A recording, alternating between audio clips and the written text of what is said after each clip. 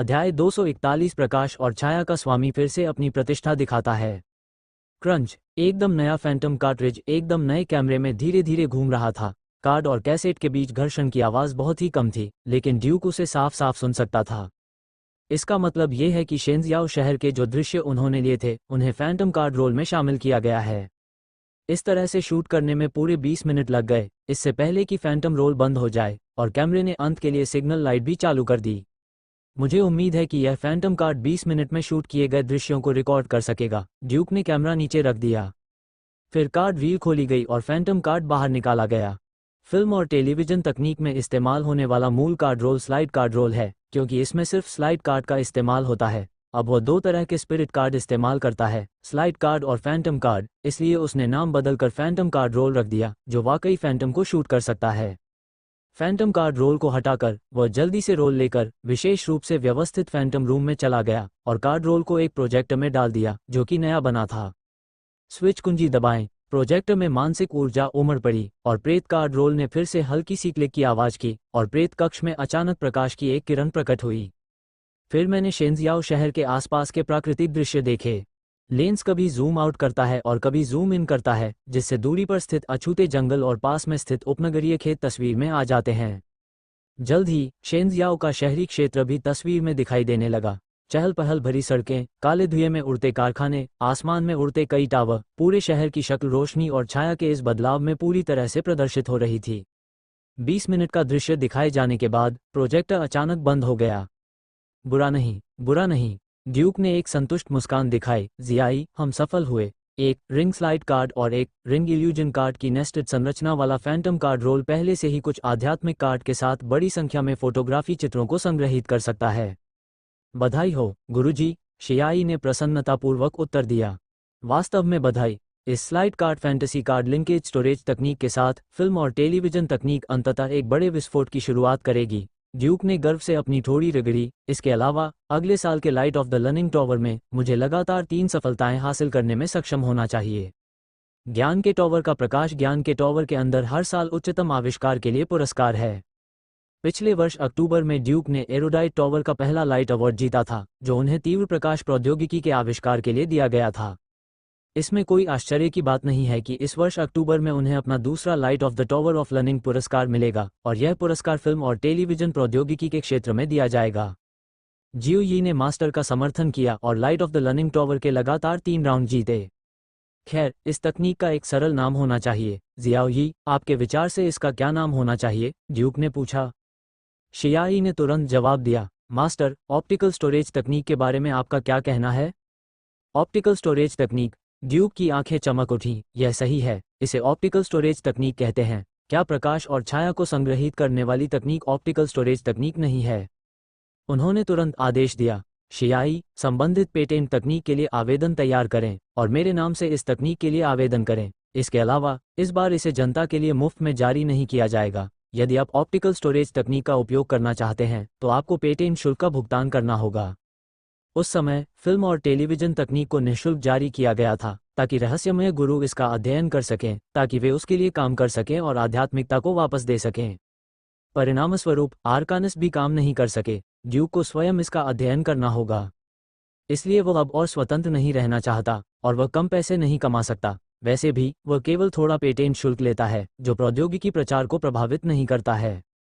अच्छा मास्टर, जियाई ने मास्टर के लिए 32 संबंधित पेटेंट विभाजित किए हैं। यदि इसे फिल्म और टेलीविजन तकनीक से जोड़ा जाता है तो यह 19 पेटेंट भी विभाजित कर सकता है। क्या इसे जोड़ना आवश्यक है? थीसिस लिखना और आवेदन करना जियाई के लिए सेकंड का काम है।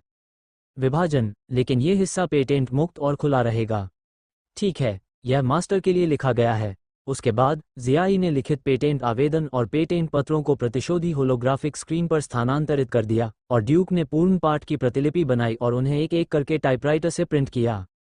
जब वो टाइपराइटर का प्रयोग करते थे तो वह रहस्यमयी हाथ का प्रयोग करते थे। गति इतनी तेज थी कि टाइपराइटर लगभग धुआं बन गया। 1/4 घंटे के बाद स्याही की गंध और हल्की जली हुई गंध के साथ दस्तावेजों का एक बड़ा ढेर सफलतापूर्वक मुद्रित किया गया।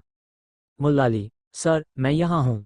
किसी को बोजू टॉवर को सूचित करने के लिए भेजो और किसी को पेटेंट आवेदन प्राप्त करने के लिए आने के लिए कहो। 32 पेटेंट के इस ढेर को पेटेंट संरक्षण की आवश्यकता है और 19 पेटेंट के इस ढेर का खुलासा करने के लिए स्वतंत्र है। ड्यूक ने 2 छांटे हुए दस्तावेज मेज पर रख दिए। फिर उन्होंने कई अलग अलग दस्तावेज निकाले। यहाँ 7 पत्र हैं। आपको फालिंग पैगोडा के आयुक्त को सूचित करना चाहिए कि वे आकर इन्हें प्राप्त करें और सूची के अनुसार संबंधित अकादमिक पत्रिकाओं में इन्हें प्रस्तुत करें। ठीक है सर। मुलाली ने कुशलता से दस्तावेज उठाया। ड्यूक के लिए शोधपत्र प्रकाशित करना उसका दैनिक कार्य बन गया है। सच तो यह है कि ड्यूक शोधपत्र लिखने में बहुत अच्छा है। आजकल 500 शोधपत्र नहीं बल्कि 300 शोधपत्र हैं, बड़े और छोटे। शायद अन्य गूढ़ विद्वानों ने अब ड्यूक जितने शोधपत्र नहीं लिखे हैं। सौभाग्य से म्यूलाली को पेटेंट आवेदनों और पेपर प्रस्तुत करने के लिए व्यक्तिगत रूप से जाने की आवश्यकता नहीं है और वह बस बोजू पैगोडा और फालिंग पैगोडा के आयुक्तों को फोन कर सकती है। ड्यूक एक विद्वान संत होने के नाते स्थानीय 5 पगोडाओं को अपनी सेवा करने की अनुमति देने की योग्यता रखते हैं। चाय का एक घूंट लेने के बाद उसने फिर पुकारा, मुलशान। म्यूलाली आगे बढ़ी और म्यूलशान आगे बढ़कर कार्यभार संभालने लगी। दोनों बहनें ड्यूक की निजी सहायक हैं। सर, कृपया मुझे बताइए। जायंट ऑफ लाइट और ड्रीमवर्क्स के प्रमुखों को यहाँ आने के लिए सूचित करें। अन्य 2 कंपनियों के प्रयोगशाला निदेशक भी यहाँ आ रहे हैं। ठीक है। कुछ ही देर बाद जायंट ऑफ लाइट के महाप्रबंधक वोविलार्ड, ड्रीमवर्क्स के निदेशक गिलिस और कई प्रयोगशालाओं के निदेशक ड्यूक के कार्यालय पहुंचे। टेबल पर रखे 3 उपकरण हैं, एक नया कैमरा, एक फैंटम कार्ट्रिज और एक नया प्रोजेक्टर। ये सभी नए उपकरण हैं जिन्हें मैंने ऑप्टिकल स्टोरेज तकनीक के आधार पर बनाया है। एक फैंटम कार्ट्रिज 20 मिनट तक बिना किसी रुकावट के फैंटम इमेज शूट कर सकता है।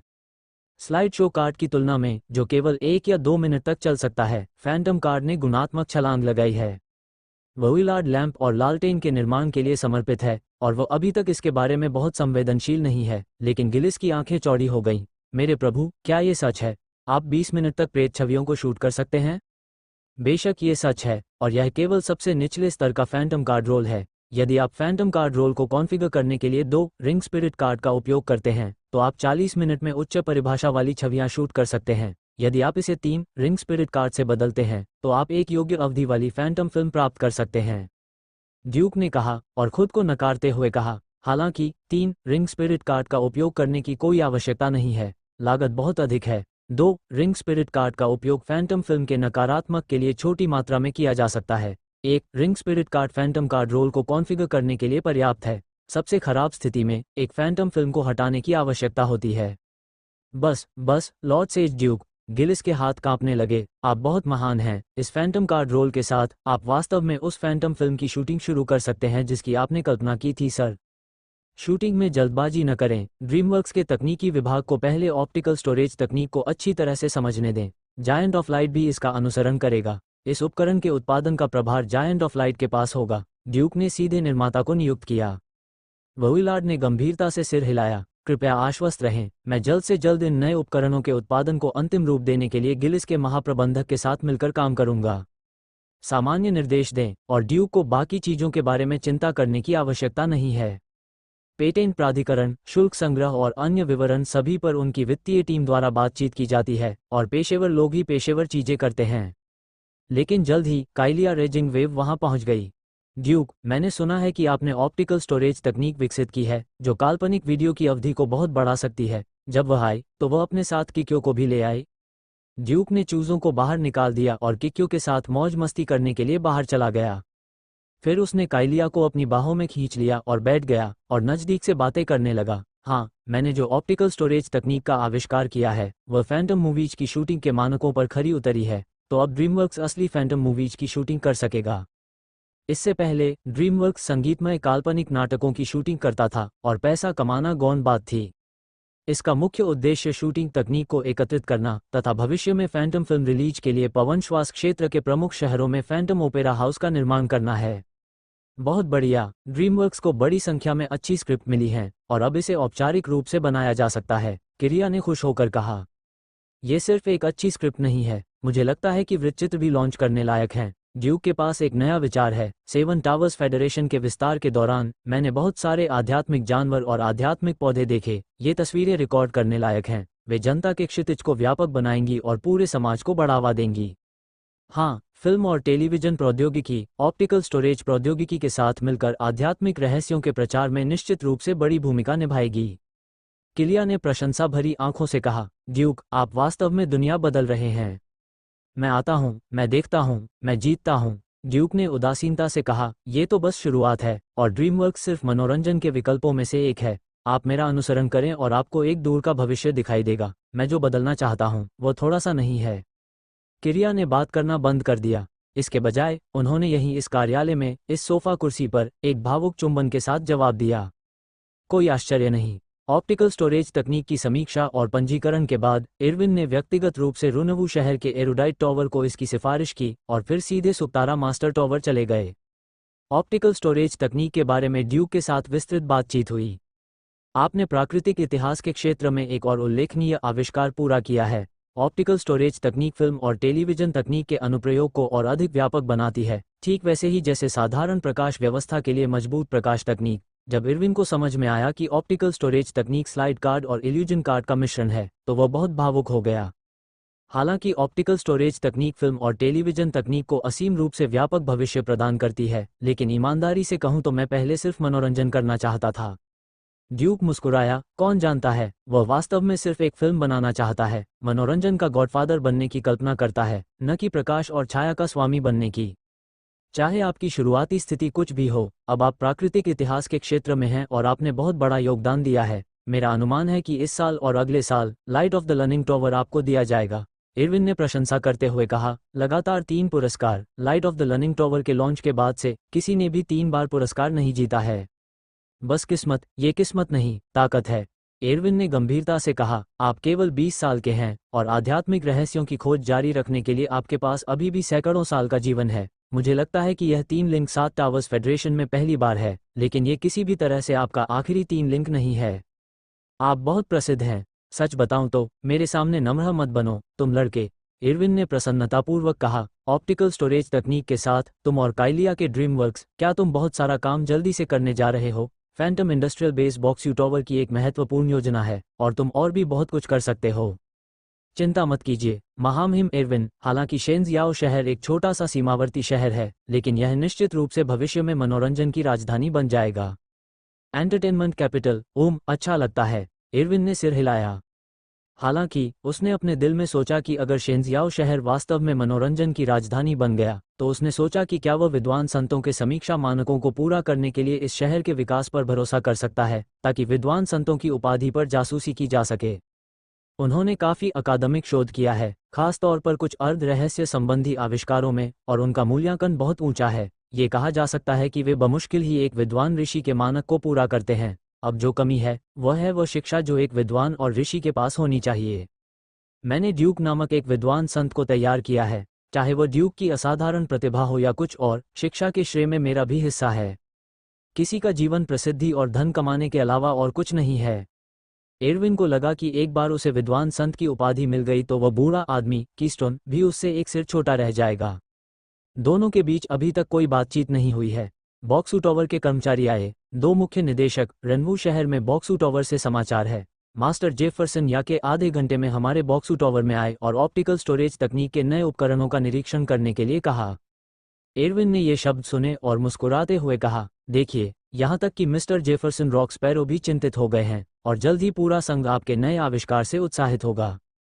फिर उसने कहा, चलो ये नए उपकरण ले लो और एरोडाइट टॉवर पर जाकर मास्टर जेफरसन रॉक स्पैरो का इंतजार करो। चलो आज रात एरोडाइट टॉवर में ही खाना खाते हैं। मुझे लगता है कि मास्टर जेफरसन इस तकनीक की सिफारिश करेंगे और एरोडाइट टॉवर को भी आना होगा। अच्छा, उपकरणों का पूरा सेट लेकर ड्यूक इरविन के पीछे पीछे ज्ञान के टॉवर तक गया। आध्यात्मिक सीढ़ी पर चढ़ते समय मैं बॉक्सयू टॉवर के कानूनी विभाग के निदेशक अजीगुली से मिला। अजीगुली ने जटिल भाव से ड्यूक को प्रणाम किया। मैं मानद मुख्य निदेशक से मिला हूँ। ड्यूक ने उज्ज्वल मुस्कान के साथ उत्तर दिया, नमस्ते निदेशक अजीगुल। अतीत में अजीगुली एक उच्च श्रेणी का 3 रिंग रहस्यमय जादूगर था, लेकिन अब वह एक उच्च श्रेणी का विद्वान ऋषि है। मुझे कहना पड़ेगा, इसका कोई स्वाद नहीं है। सीढ़ी का दरवाजा खुला, ड्यूक और एरविन अंदर चले गए, लेकिन अजीगुल उनके पीछे नहीं आया। एरविन चिल्लाया, अंदर आ जाओ, तुम किस मंजिल पर जा रहे हो? अगर तुम व्यस्त नहीं हो तो हमारे साथ मास्टर जेफरसन रॉक स्पैरो का इंतजार करो। मास्टर जेफरसन आ रहे हैं। अजीगुली अस्वाभाविक ढंग से अंदर आया। ड्यूक ने हाल ही में ऑप्टिकल स्टोरेज तकनीक का आविष्कार किया है जो फिल्म और टेलीविजन तकनीक में अपर्याप्त भंडारण की कमियों को पूरी तरह से हल करता है। इसलिए श्री जेफरसन को व्यक्तिगत रूप से उपकरण का निरीक्षण करने के लिए आना होगा, इरविन ने कहा, और फिर इशारा किया, आपके कानूनी विभाग को बारीकी से ध्यान देना चाहिए। इस बार ऑप्टिकल स्टोरेज तकनीक पेटेंट द्वारा संरक्षित है। Optical storage technology. अजीगुली ने ड्यूक को जटिल भाव से देखा। ड्यूक ने शांत मुद्रा बना ली और हल्के से मुस्कुराया, मानो ऑप्टिकल स्टोरेज तकनीक महत्वहीन थी।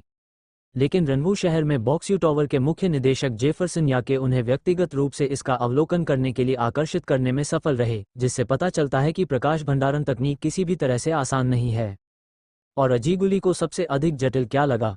ड्यूक को आर्कन मास्टर के रूप में पदोन्नत किए जाने के बाद से उन्होंने लगभग 1 साल में एक बड़ी उपलब्धि हासिल की है। पिछले साल पोर्टेबल लाइट तकनीक, पिछले साल मजबूत प्रकाश तकनीक, पिछले साल फिल्म और टेलीविजन तकनीक और इस साल ऑप्टिकल स्टोरेज तकनीक लगभग वही हैं जो प्रौद्योगिकी थोक में लगे हुए हैं। उसकी सबसे अच्छी दोस्त क्लैरिंडा ने दशकों से कोई तकनीक विकसित नहीं की है। वह बाजार पर बहुत पैसा खर्च करती है और यहाँ तक कि शुरुआती वर्षों में ड्यूक द्वारा बेची जाने वाली निरंतर आपूर्ति और पैटिना तकनीक भी खोजती है। अब वो हताश हो चुका है, जादूगर के टॉवर में छिपा हुआ है और अपने दुखों को दूर करने के लिए दिन भर शराब पीता रहता है। आध्यात्मिक अन्याय। वह कुछ लोगों के प्रति हृदय से पक्षपाती है, लेकिन कुछ लोगों के प्रति वह उदासीन से भी अधिक क्रूर है। अतीत में उसे आध्यात्मिक वरीयता के लिए गहरी भावना नहीं थी। आखिरकार वह और क्लैरिंडा दोनों ही तीसरे वलय की रहस्यमय जादूगरनी है। यानी पिछले कुछ सालों में मुझे अचानक लगा कि मेरे परिवार के लिए आध्यात्मिकता की प्राथमिकता अच्छी नहीं थी। आध्यात्मिक सीढ़ी तेजी से ऊपर चढ़ गई और अजीगुली खुद को रोक नहीं सकी और उसने फिर से ड्यूक की ओर देखा। युवा और सुंदर चेहरा ताज़ा कोलेजन से भरा है और आंखें सितारों की तरह चमकदार हैं, आध्यात्मिक रहस्य की तरह गहरी हैं। इस व्यक्ति का स्वरूप कैसा है? न केवल उसे बल्कि पूरे हेजियाओहे क्षेत्र के अर्चनावादियों को भी आध्यात्मिक वरीयता का एहसास हुआ। अब हेजियाओहे के रहस्यमय जादूगरों के घेरे में ऐसी कहावत प्रचलित हो रही है, हेजियाओहे की आध्यात्मिकता एक पत्थर है और ड्यूक के पास अकेले 8 लड़ाइयाँ हैं। अगर चीजें इसी तरह चलती रहीं तो मुझे डर है कि 8 से ज्यादा लड़ाइयाँ होंगी। अगर आप उसे एक पत्थर देते हैं तो हर कोई उसे 2 लड़ाइयाँ देगा। अजीगुल को बहुत दुख हुआ। ये पुराने पके सिरके के एक जार को पीने से भी अधिक खट्टा है। लेकिन पेंटोथेनिक एसिड के अलावा उसके पास कोई अन्य विचार नहीं था, क्योंकि वह अपने दिल में अच्छी तरह से जानती थी कि शायद कुछ वर्षों में ड्यूक शेंजियाओ शहर को छोड़कर कीमिया के पवित्र शहर में चला जाएगा। ड्यूक के प्रति नाराजगी या ईर्ष्या की परवाह किए बिना। वो बहुत स्पष्ट है कि ड्यूक का भविष्य इस छोटे शहर से बंधा नहीं है। अल्फा के पवित्र शहर का आकाश ड्यूक की सीमा है। डिंग डोंग, आध्यात्मिक सीढ़ी का द्वार खुल गया। एरविन और ड्यूक बातें करते और हंसते हुए चले गए और अजीगुल हजारों विचारों में उलझा हुआ उनके पीछे पीछे चला गया। ड्यूक को यह नहीं पता था कि उसे देखने के बाद अजीगुल का दिमाग इतना सक्रिय हो सकता है।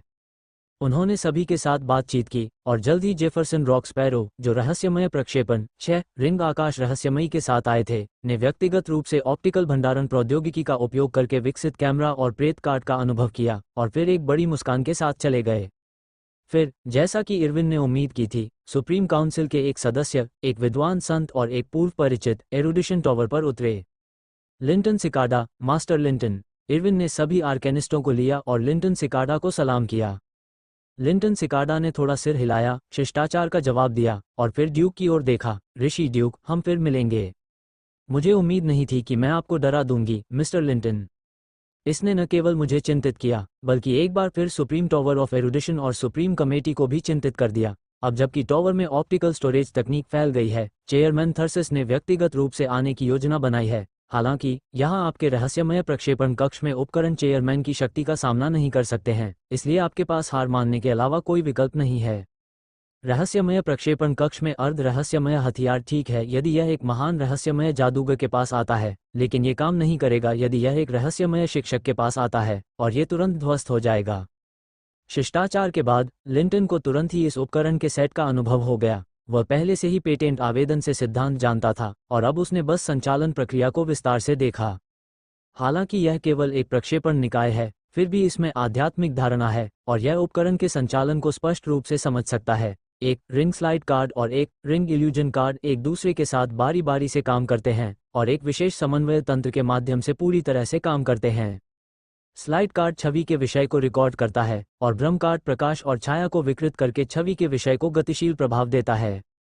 इस तरह के आरोपित कार्य से स्लाइड कार्ड की नगण्य भंडारण सामग्री तुरंत दसियों या सैकड़ों गुना तक बढ़ जाती है। यह अद्भुत है। लिंटन ने इसे महसूस करने के बाद आह भरी। उन्होंने ड्यूक के कंधे पर थपथपाया और प्रशंसा की। ये तकनीक चकाचौंध तकनीक और फिल्म और टेलीविजन तकनीक से कहीं अधिक गहन है। स्लाइड कार्ड और ड्रम कार्ड के समन्वित संचालन में पूर्ण समन्वय प्राप्त करने के लिए एक अद्वितीय निर्णय तंत्र निहित है। इसका परिचालन तंत्र वास्तव में जटिल है, हालांकि इसे आध्यात्मिक रहस्यों का जादू भी माना जा सकता है। ड्यूक को केवल कानूनों में महारत हासिल करने की जरूरत है और फिर वो आध्यात्मिक रहस्यों का उपयोग करके अविश्वसनीय काम पूरा कर सकता है। ये भी कहा जा सकता है कि यह पृथ्वी पर प्रौद्योगिकी और आध्यात्मिक रहस्यों के एकीकरण का परिणाम है। उदाहरण के लिए, पृथ्वी पर चित्र लेना ऑप्टिकल इमेजिंग का एक अनुप्रयोग है और अंतर्निहित तर्क प्रकाशिकी का बुनियादी ज्ञान है। सेवन टावर्स फेडरेशन की स्लाइड कार्ड फोटोग्राफी आध्यात्मिकता का प्रतिबिंब है। आध्यात्मिकता सर्वशक्तिमान है और आध्यात्मिकता को कैप्चर करके स्लाइड कार्ड पर प्रकाश और छाया प्रभाव प्रस्तुत किया जा सकता है। यह एक अंतर्निहित तर्क है जो पृथ्वी के नियमों से पूरी तरह अलग है।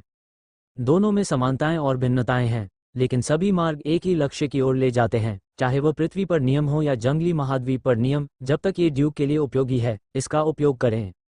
व्यवहारिकता पहली प्राथमिकता है। ये वास्तव में एक आध्यात्मिक रहस्यमय समाधान समस्या है। ये जटिल लगता है, लेकिन जब तक आप इसे समझते हैं, उत्तर बहुत सरल होगा। ड्यूक ने लिंटन की प्रशंसा पर मुस्कुराते हुए जवाब दिया, मुझे उम्मीद है कि मैंने जो ऑप्टिकल स्टोरेज तकनीक का आविष्कार किया है, वो फिल्म और टेलीविजन तकनीक को आगे बढ़ाने में मदद कर सकती है। हाँ, लिंटन ने सिर हिलाया। ऑप्टिकल स्टोरेज तकनीक के साथ फिल्म और टेलीविजन तकनीक के प्रचार में कोई प्रतिरोध नहीं होगा। मैं उत्सुक हूं कि आपका अभ्यास कितनी तेजी से होगा, ड्यूक। समय समाप्त हो रहा है।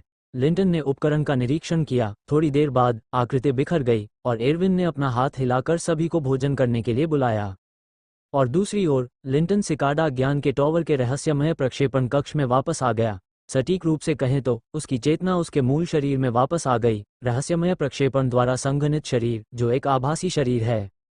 कैसे? ऑप्टिकल स्टोरेज तकनीक का क्या प्रभाव है? थर्सिस, जो इंतजार कर रहा था, ने जल्दी से पूछा। यह आश्चर्यजनक है। इस तकनीक के विचार से लेकर संचालन तंत्र तक, प्राप्त प्रभाव तक, सब कुछ अद्भुत है।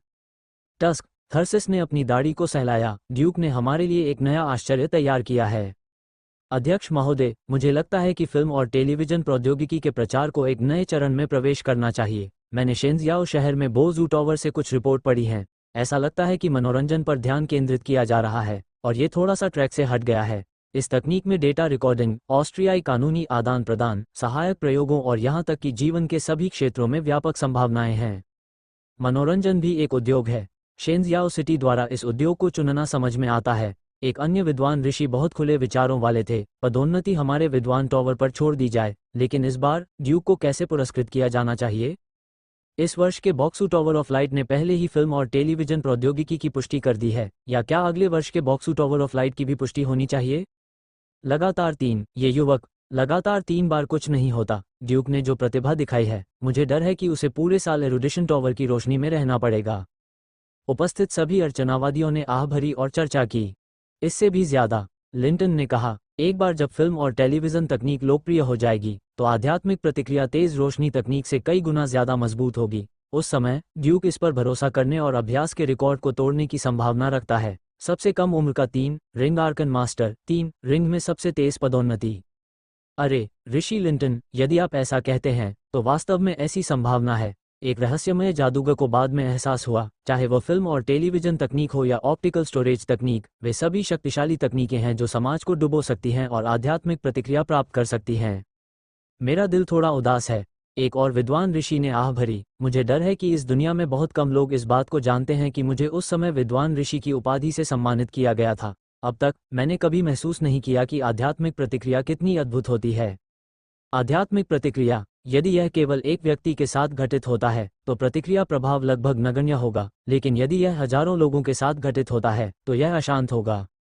बात बस इतनी है कि वे दोनों विद्वान और ऋषि हैं। कुछ लोगों के पास उच्च स्तरीय क्षेत्रों में महान आविष्कार हैं, लेकिन उन्हें आध्यात्मिक प्रतिक्रिया नहीं मिलती क्योंकि उन्हें समाज में प्रचारित नहीं किया जा सकता। कुछ लोगों के पास निम्न स्तरीय क्षेत्र में प्रमुख नवाचार हैं, जो सीधे आम जनता का सामना करते हैं, और उन्हें पर्याप्त आध्यात्मिक प्रतिक्रिया मिल सकती है। इसमें कोई शक नहीं, ड्यूक उत्तराद है। थेरसिस ने उदासीनता से कहा, शिकायत करने की कोई आवश्यकता नहीं है। आध्यात्मिक प्रतिक्रिया हमेशा एक सहायता मात्र होती है। यह अभ्यास की तीव्र गति, बंधनों को आसानी से तोड़ना तथा भविष्य में पदोन्नति की अधिक संभावना के अलावा और कुछ नहीं है। खैर, आपकी शिकायत वास्तव में काफी उचित है। अध्याय 242 रोमियो और जूलियट प्रेत वो आ रहा है। संपूर्ण सेवन टावर्स फेडरेशन के सबसे आधिकारिक सरकारी समाचार पत्र सेवन टावर्स दिल्ली ने 17 सितंबर को पहले पन्ने पर ऑप्टिकल स्टोरेज तकनीक को प्रकाशित किया। शेंजियाओ शहर में तैनात पत्रकारों को मुख्यालय से ड्यूक के साथ एक विशेष साक्षात्कार आयोजित करने का आदेश मिला। साक्षात्कार में ड्यूक ने फिल्म और टेलीविजन प्रौद्योगिकी तथा ऑप्टिकल भंडारण प्रौद्योगिकी के भविष्य के बारे में बात की, जिसका विभिन्न क्षेत्रों और उद्योगों में व्यापक रूप से उपयोग किया जा सकता है। लेकिन जब बात इससे भी अधिक की आती है तो वह है मनोरंजन उद्योग। मैंने हमेशा माना है कि हमारी दुनिया बहुत उबाऊ है और मनोरंजन बहुत कम है। फिल्म और टेलीविजन तकनीक का आविष्कार करने का मेरा मूल उद्देश्य भी यही है। मैं दुनिया को समृद्ध आध्यात्मिक भोजन देना चाहता हूँ। ड्यूक ने साक्षात्कार में अतिशयोक्ति नहीं की। यह आपके द्वारा कल्पित भविष्य का संक्षिप्त विवरण है। आध्यात्मिक रहस्य आम जनता से बहुत निकटता से जुड़ा हुआ है। ये रहस्यवादी गुरुओं तक ही सीमित नहीं है, और यही बात फिल्म और टेलीविजन प्रौद्योगिकी के लिए भी सत्य होनी चाहिए। प्रयोगशाला में एक 3 रिंग स्लाइड कार्ड का उपयोग करके बड़ी क्षमता वाला स्लाइड कार्ड रोल बनाया जा सकता है, ताकि आप अपनी इच्छानुसार छवियों को रिकॉर्ड कर सकें। लेकिन लोग ऐसा नहीं कर सकते। एक 3 रिंग स्लाइड कार्ड के लिए हजारों स्वर्ण ड्रैगन की जरूरत होती है, जो हर किसी के बस की बात नहीं है। इसलिए आने वाले समय में मैं इस बारे में सोच रहा हूं कि फिल्म और टेलीविजन तकनीक को हजारों घरों तक कैसे पहुंचाया जाए, और यह ऑप्टिकल स्टोरेज तकनीक कैसे हो सकती है। समाचार पत्रों में ऑप्टिकल स्टोरेज तकनीक के सिद्धांत और ऑप्टिकल स्टोरेज तकनीक द्वारा लाए गए तत्काल प्रभाव को विस्तार से पेश किया गया। रिपोर्टर ने सवाल पूछा, आपको क्या लगता है कि फिल्म और टेलीविजन तकनीक किस रूप में हजारों घरों तक पहुंचेगी? ड्यूक ने उत्तर दिया, प्रेत। फिर मुख्य परिचय आया। फैंटम समय का एक साधारण पुनरुत्पादन नहीं है, बल्कि वास्तविक संस्कृति पर आधारित एक पुनर्रचना है। मुझे लगता है कि यह गीत, नृत्य और नाटकों की तरह ही एक महत्वपूर्ण कला रूप बन जाएगा, जो जनता का मनोरंजन करेगा और उन्हें प्रभावित करेगा। एक प्रेत एक काल्पनिक कहानी हो सकती है, और फिर इसे सभी के देखने के लिए व्याख्या के रूप में रिकॉर्ड किया जा सकता है। यह एक छवि का वास्तविक रिकॉर्ड हो सकता है, इसे फैलाया जा सकता है और सभी को बताया जा सकता है। मैं एक सरल उदाहरण देता हूँ। बहुत से लोगों ने वेल मिरर झील में बड़ी वेल को नहीं देखा होगा। फिर मैं जिंगू वेल ड्रैगन की हर हरकत की तस्वीरें ले सकता हूं और फिर उसे एक प्रेत में संपादित कर सकता हूं, जिसे सांग के विभिन्न हिस्सों में चलाया जाएगा। फिर हर कोई जिंगू वेल ड्रैगन की जीवन आदतों को समझ सकता है, भले ही वे कभी भी आर्केडिया के पवित्र शहर में न गए हों। ये सूचना संचरण का कार्य है जिसे प्रेत ले जा सकते हैं। लोगों के बीच कुछ मौखिक अभिव्यक्तियां वास्तव में अभिव्यक्ति की बहुत कमी रखती हैं, लेकिन प्रेत के साथ इस तरह के संचार में एक मजबूत अपील होगी। ये सामाजिक वातावरण का मार्गदर्शन करेगा, जनता के क्षितिज को व्यापक करेगा और संघीय नीतियों को बढ़ावा देगा। इसका एक बहुत ही सकारात्मक पक्ष होगा। ड्यूक द्वारा फैंटम का परिचय देने के बाद रिपोर्टर ने फिर पूछा, तो आप फैंटम को कैसे शूट करने की योजना बना रहे हैं, या आप किस तरह का फैंटम बनाएंगे? मैं शूटिंग की योजना नहीं बना रहा हूं, लेकिन मैंने कुछ फिल्म और टेलीविजन कंपनियों को फैंटेसी फिल्में शूट करने के लिए प्रोत्साहित किया है। ये फीचर फिल्में, वृत्तचित्र, शैक्षिकी फिल्में या एनिमेशन हो सकती हैं। वर्तमान में ड्रीमवर्क्स फिल्म और टेलीविजन कंपनी जिसका मैं प्रचार करता हूं, सक्रिय रूप से पहली फैंटेसी फिल्म की शूटिंग कर रही है। रिपोर्टर ने पूछा, क्या आप हमें बता सकते हैं कि यह किस प्रकार की काल्पनिक फिल्म है? यह एक प्रेम कहानी है जिसका नाम रोमियो और जूलियट है। ड्यूक ने मुस्कुराते हुए रिपोर्टर को जवाब दिया, ये स्टॉर्मविंड साम्राज्य के दौरान एक शहर में रहने वाले 2 रईसों की कहानी है जिनके बीच गहरा झगड़ा था और अक्सर लड़ाई होती थी, लेकिन उनके 2 परिवारों के बेटे और बेटी एक दूसरे से प्यार करने लगे। मूल रोमियो और जूलियट ड्यूक लगभग भूल गया है। मुझे केवल कुछ सामान्य कथानक ही याद हैं, इसलिए विस्तृत विवरण ड्रीमवर्क्स द्वारा हस्ताक्षरित लेखक और नाटककार द्वारा भरा गया है। ड्रीमवर्क्स बहुत सारी फैंटेसी फिल्में बना रहा है, लेकिन फैंटम ओपेरा हाउस में आधिकारिक तौर पर रिलीज होने वाली पहली fantasy film Romeo and Juliet ही होगी। कोई अन्य कारण नहीं है, क्योंकि इस काल्पनिक फिल्म के पटकथा लेखक का नाम ड्यूक ने रखा था। बहुत दिलचस्प लगता है। तो आम जनता इस काल्पनिक फिल्म को कब देखेगी?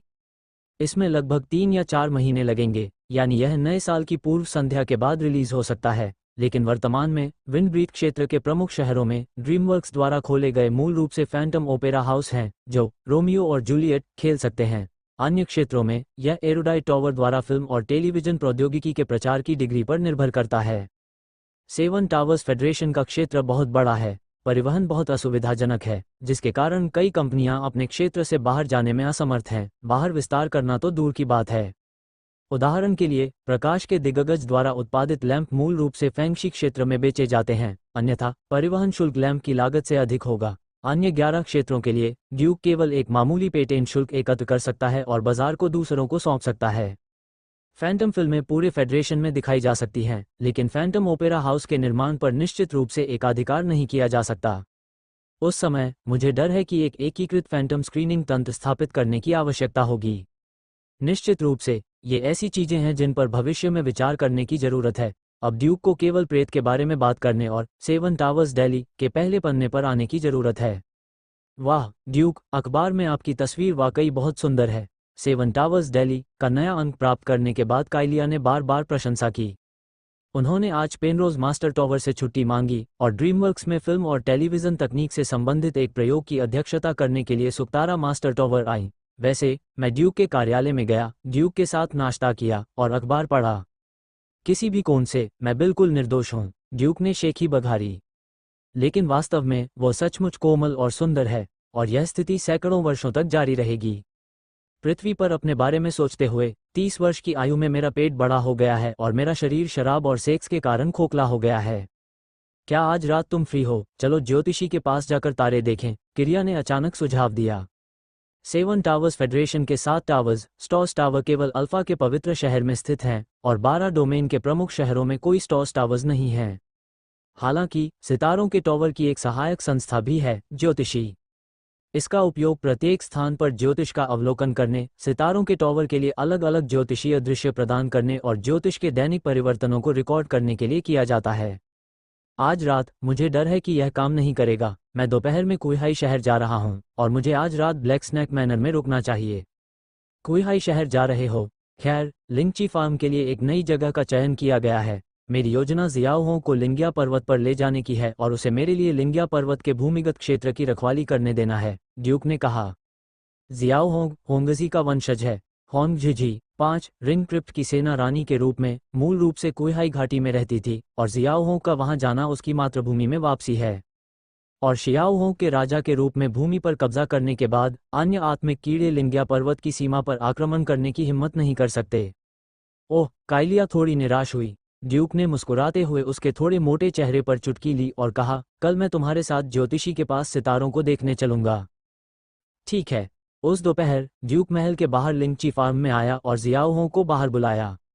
आज का जियाओहोंग 4वें रिंग स्तर तक बढ़ गया है और लगभग 502 रिंग और 3 रिंग क्रिप्ट आर्मी चींटियों की खेती की है और कई चींटी अंडे से बच्चे निकल रहे हैं। वो बोल नहीं सकता और स्वामी दास अनुबंध द्वारा लाई गई आध्यात्मिक संचार क्षमता भी कमजोर है। लेकिन ड्यूक को इससे कोई फर्क नहीं पड़ा। उसने उसके पेट पर थपथपाया और लड़की फुफकारती हुई बाहर आ गई। वाह जियाओहोंग, तुम बहुत बड़े हो गए हो। ड्यूक के सामने रैंग रहा जियाओहोंग पहले से ही 2 से 3 मीटर लंबा था। ड्यूक को लगा कि वो शियाओहोंग की सवारी करते हुए पूरे मैदान में सरपट दौड़ सकता है। मुझे कहना होगा कि 5वीं रिंग की रक्तरेखा के तहत क्रिप्ट मार्चिंग क्वीन वास्तव में शक्तिशाली है। जियाओहोंग के 2 स्पर्शकों ने हल्के से चूजे को छुआ। चिकन अचानक हंसा, ये बहुत अच्छा है जियाओहोंग, अगर होंगजीजी तुम्हें देखेगा तो वह निश्चित रूप से खुशी से उछल पड़ेगा। जियाओहोंग अवाक रह गया, लेकिन अर्थ बता दिया गया है, और चूजे ने थोड़ी उदासी के साथ जवाब दिया, लाल शाखा, आपकी माँ, ये बहुत सुंदर लग रही है। लेकिन दुर्भाग्य से लाल शाखा को एक नमूने में बदल दिया गया है और नमूना यूनियन टावर के प्रदर्शन गोदाम में छिपा हुआ है। यूनाइटेड टावर में आत्मिक जानवरों की एक विशाल प्रदर्शनी लाइब्रेरी है। इन सभी वर्षों में शेंजियाओ शहर ने उत्तर और दक्षिण के बीच युद्ध किया और विशेष आत्मिक जानवरों को मार डाला, जिन्हें नमूनों में बदलकर संग्रहित कर दिया गया। क्रिप्ट आर्मी चींटियां आमतौर पर स्तर 3 की होती हैं और केवल बहुत कम ही स्तर 5 तक पहुंच पाती हैं। रेड ब्रांच 5 छल्लों वाली एकमात्र चींटी रानी भी है जिसे आर्केनिस्टो ने मार दिया था, इसलिए ये यूनाइटेड टावर डिस्प्ले लाइब्रेरी में एकत्र किए जाने योग्य है। लेकिन जियाओहोंग को इससे कोई फर्क नहीं पड़ा।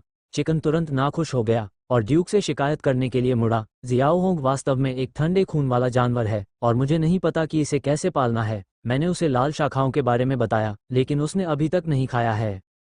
आप चींटी से यह उम्मीद नहीं कर सकते कि वो मानवीय नैतिकता को समझेगी। ड्यूक ने मुर्गी के सिर को छुआ। ये सिर्फ एक आत्मा कीट है, चाहे इसका शरीर कितना भी जटिल क्यों न हो, चाहे इसका खून कितना भी शक्तिशाली क्यों न हो, इसे कीड़ों की आदतों के अनुसार ही जीना चाहिए। ये प्रकृति का तरीका है। लेकिन लाल शाखा बहुत अच्छी है, यह मेरे लिए अच्छी है, छोटी मुर्गी ने अपना सिर ऊंचा करके कहा। इसने जियाओहोंग को जन्म देने के लिए बहुत मेहनत की है। रेड ब्रांच आपके लिए बहुत अच्छी है, क्योंकि आप शुरू से ही एक दूसरे को जानते हैं और फिर धीरे धीरे परिचित हो गए।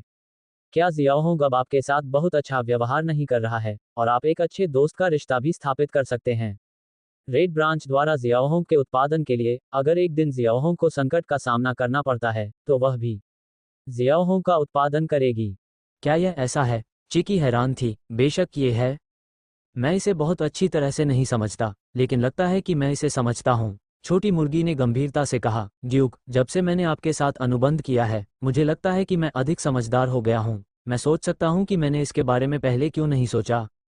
इसे कहते हैं जो सिंदूर के करीब होते हैं, जो लाल होते हैं, और जो स्याही के करीब होते हैं वे काले होते हैं। ड्यूक हंसा। लाल शाखा के साथ आप कीड़ों की सोच सीखते हैं। केवल जब आप मेरे जैसे बुद्धिमान व्यक्ति के साथ होते हैं तो आप वास्तविक ज्ञान सीख सकते हैं। छोटी लड़की, देखो और सीखो। मैं कोई छोटी मुर्गी नहीं हूँ, मैं तो एक छोटी मुर्गी हूँ। मेरी दादी ने मेरा नाम रखा है। छोटी मुर्गी को मुर्गियों के साथ जुड़ना सबसे ज्यादा नापसंद है। फिर उसने गुस्से से कहा, मेरी दादी बुद्धिमान है, उनके पास असीम ज्ञान है। तो मुझे गंभीरता से आपका परिचय करवाना होगा। ड्यूक ने अपना सिर उठाया और जोर से कहा, आपके सामने सेवन टावर्स फेडरेशन के सबसे युवा विद्वान ऋषि हैं। लोग उन्हें सूर्य का पुत्र और प्रकाश और छाया का स्वामी कहते हैं। मेरी बुद्धि दुनिया को बदलने के लिए पर्याप्त है। तुरंत उसने अपना सिर नीचे किया और लड़की की ओर देखा। तुम्हें अब भी लगता है कि तुम्हारी दादी मुझसे अधिक बुद्धिमान है? मैं तुमसे ज्यादा चतुर हूँ। मैं देख रहा हूँ कि तुम्हारे सिर के पिछले हिस्से में विद्रोही हड्डियां हैं। ड्यूक को छोटी मुर्गी की आदत नहीं थी, इसलिए वो सीधे उसके सिर पर चढ़ गया और छोटी मुर्गी चिल्लाई, ड्यूक, बड़ा खलनायक, बुरा भूत। खेलते खेलते जब जियाओहोंग ने सभी क्रिप्ट आर्मी चींटियों को वापस बुला लिया तो ड्यूक ने जियाओहोंग और चींटियों को एक के बाद एक हवाई जहाज चेसिंग शैडो पर चढ़ा दिया। कुइहाई घाटी में लिंग्या पर्वत के लिए प्रस्थान करें। लिंग्या पर्वत का स्वरूप बदल गया है। हर जगह गड्ढे हैं। पूरा पर्वत खोखला होने वाला है और एक विशाल तहखाना बनाया गया है। तहखाने में झरने के चैनल को निर्देशांक के रूप में लिया जाता है तथा इसे पहाड़ की तलहटी में स्थित दूसरे झरने तक बनाया जाता है। पहाड़ की चोटी पर स्थित झरने का नाम ड्यूक ने याजिन स्प्रिंग रखा था और पहाड़ की तलहटी में स्थित झरने का नाम ड्यूक ने यागिन स्प्रिंग रखा था। याजिन स्प्रिंग से यागिन स्प्रिंग तक पूरे रास्ते में ट्रैक सीढ़ियां हैं जो धरती पर शॉपिंग मॉल में लगे एस्केलेटर की तरह हैं, लेकिन तेज हैं। यागिनिक्वान के आसपास की भूमि अभी ड्यूक के स्वामित्व में नहीं है, इसलिए फिलहाल इसे केवल लोहे की बाड़ से घेरा गया है तथा वहां कुछ भी निर्माण नहीं किया गया है। हालांकि नियमों का उल्लंघन करते हुए कई मंजिलों के बेसमेंट का निर्माण किया गया। सभी तहखानों के फर्श को मजबूत कंक्रीट से बनाया गया है तथा स्टील की सलाखों में बहुत सारा स्पिरिट गोल्ड मिलाया गया है, जिसका बहुत ही रक्षात्मक प्रभाव है। मूलतः स्तर 1 और स्तर 2 के रहस्यमय मंत्र तहखाने में पत्थर की स्लैब को नहीं तोड़ सकते। मास्टर ड्यूक, निर्माण स्थल की रखवाली कर रहे ब्रोकन स्वॉर्ड मर्सिनरी कोर के सदस्यों ने जब ड्यूक और उसके दल को आते देखा तो वे तुरंत सलामी देने के लिए आगे बढ़े। अपने पद पर डटे रहो, ड्यूक ने प्रोत्साहित किया। तुरंत ही उसने अपने अधिकांश अनुयायियों को जमीन पर छोड़ दिया और केवल महान शूरवीर विवियन और जियाओहोंग की चींटी कॉलोनी के साथ वह तहखाने में चला गया। पहले से सूचित किए जाने पर निर्माण दल बेसमेंट से हट गया है। घने अंधेरे तहखाने में विवियन ने ड्यूक के लिए तहखाने को रोशन करने के लिए अपने साथ लाई गई तेज रोशनी जला दी। चूजा ड्यूक के पीछे पीछे कुछ देर तक आगे पीछे तैरता रहा। उसका मुंह बंद नहीं रह सका। ड्यूक, जियाओहोंग का नया घर कहाँ है? तहखाने के नीचे पूरा लिंग्या पर्वत और आसपास का इलाका जियाओहोंग का ठिकाना है, ड्यूक ने धीरे से कहा। यहाँ का वातावरण अच्छा नहीं है। जियाओहोंग का घोंसला जमीन के करीब होना चाहिए, अन्यथा घोंसले में युलू और मशरूम उगाने का कोई तरीका नहीं है। मेरी दादी ने पहले इसे लाल शाखा का घोंसला बनाना सिखाया था, मैं अब जियाओहोंग को भी सिखाऊंगी। आराम करो, अपने ज्ञान के साथ जियाओहोंग को चोट मत पहुंचाओ। ड्यूक ने टूटे हुए मुंह वाली लड़की को नजरअंदाज कर दिया। अब जियाओजी लंबे समय से उसके साथ है, शायद उसके अच्छे गुणों से प्रभावित होकर उसका मुंह अब बदबूदार नहीं है, केवल टूटा हुआ है। चिकन को ऊब महसूस हुई, इसलिए उसने अपना सिर घुमाया और विवियन के कंधे तक तैर गया। विवियन, क्या आपके पास कोई आध्यात्मिक क्रिस्टल है? मुझे भूख लगी है। हाँ, विवियन ने एक स्पिरिट क्रिस्टल निकाला। मुर्गी को खाना खिलाते समय मैंने मुर्गी के सिर को अपने हाथ से छूने का अवसर लिया और यह काफी अच्छा लगा, जैड से भी अधिक गर्म। मुझे गलत मत समझो, चिकी ने घूर कर देखा। तुम गलत हो। कल्पित प्राणियों में लिंग भेद नहीं होता, कायु जैसी कोई चीज नहीं होती, विवियन ने गंभीरता से उत्तर दिया। इससे चिकी चौंक गई। सच में? बेशक, विवियन ने गंभीरता से कहा। चिकन ने 2 छोटे पैर उठाए, अपने बड़े सिर को खुजलाया, स्पष्ट रूप से सोच नहीं पा रहा था और बस सोचना नहीं चाहता था, स्पिरिट क्रिस्टल को चबा रहा था। ड्यूक, जो आगे चल रहा था, खुश हुआ। ये ले शियाओजी नहीं, बल्कि ले विवियन है। विवियन, जो पहले ईमानदार और स्टाइल से अनभिज्ञ थी, अब चंचल हो गई है और शियाओजी के साथ खेलना जानती है।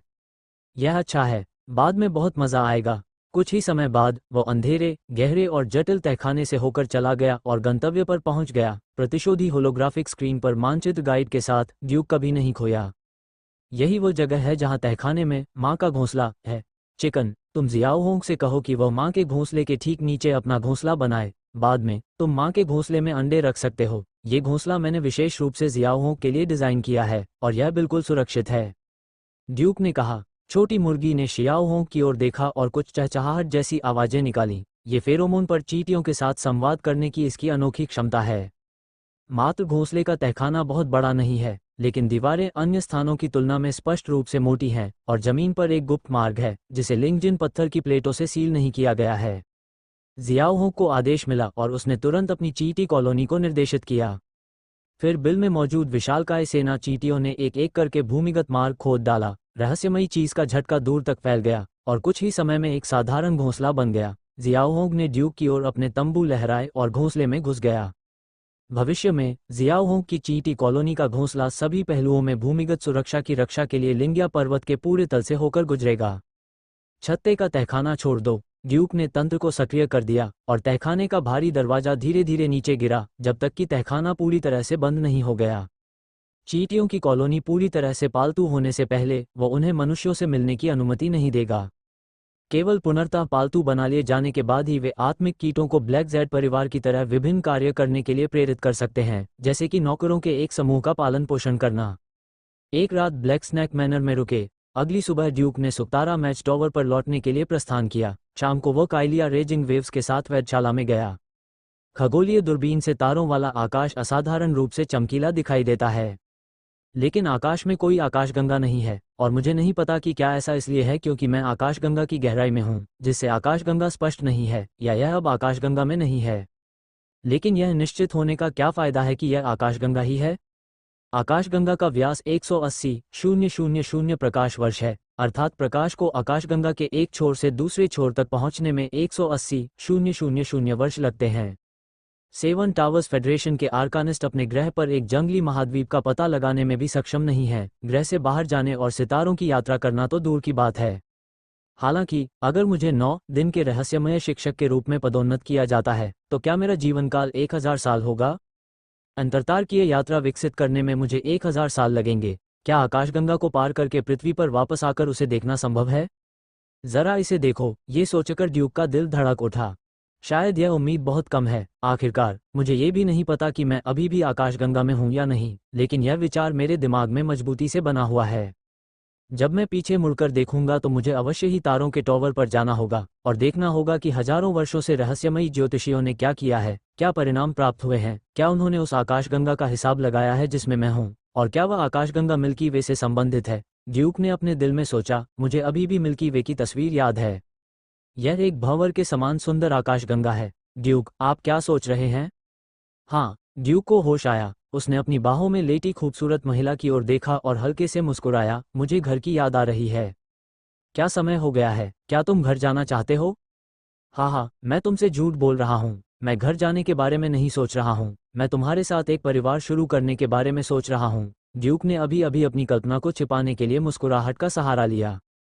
इस दुनिया में कोई भी यह नहीं समझ सकता कि जब उसने तारों भरे आकाश की ओर देखा तो वह क्या सोच रहा था।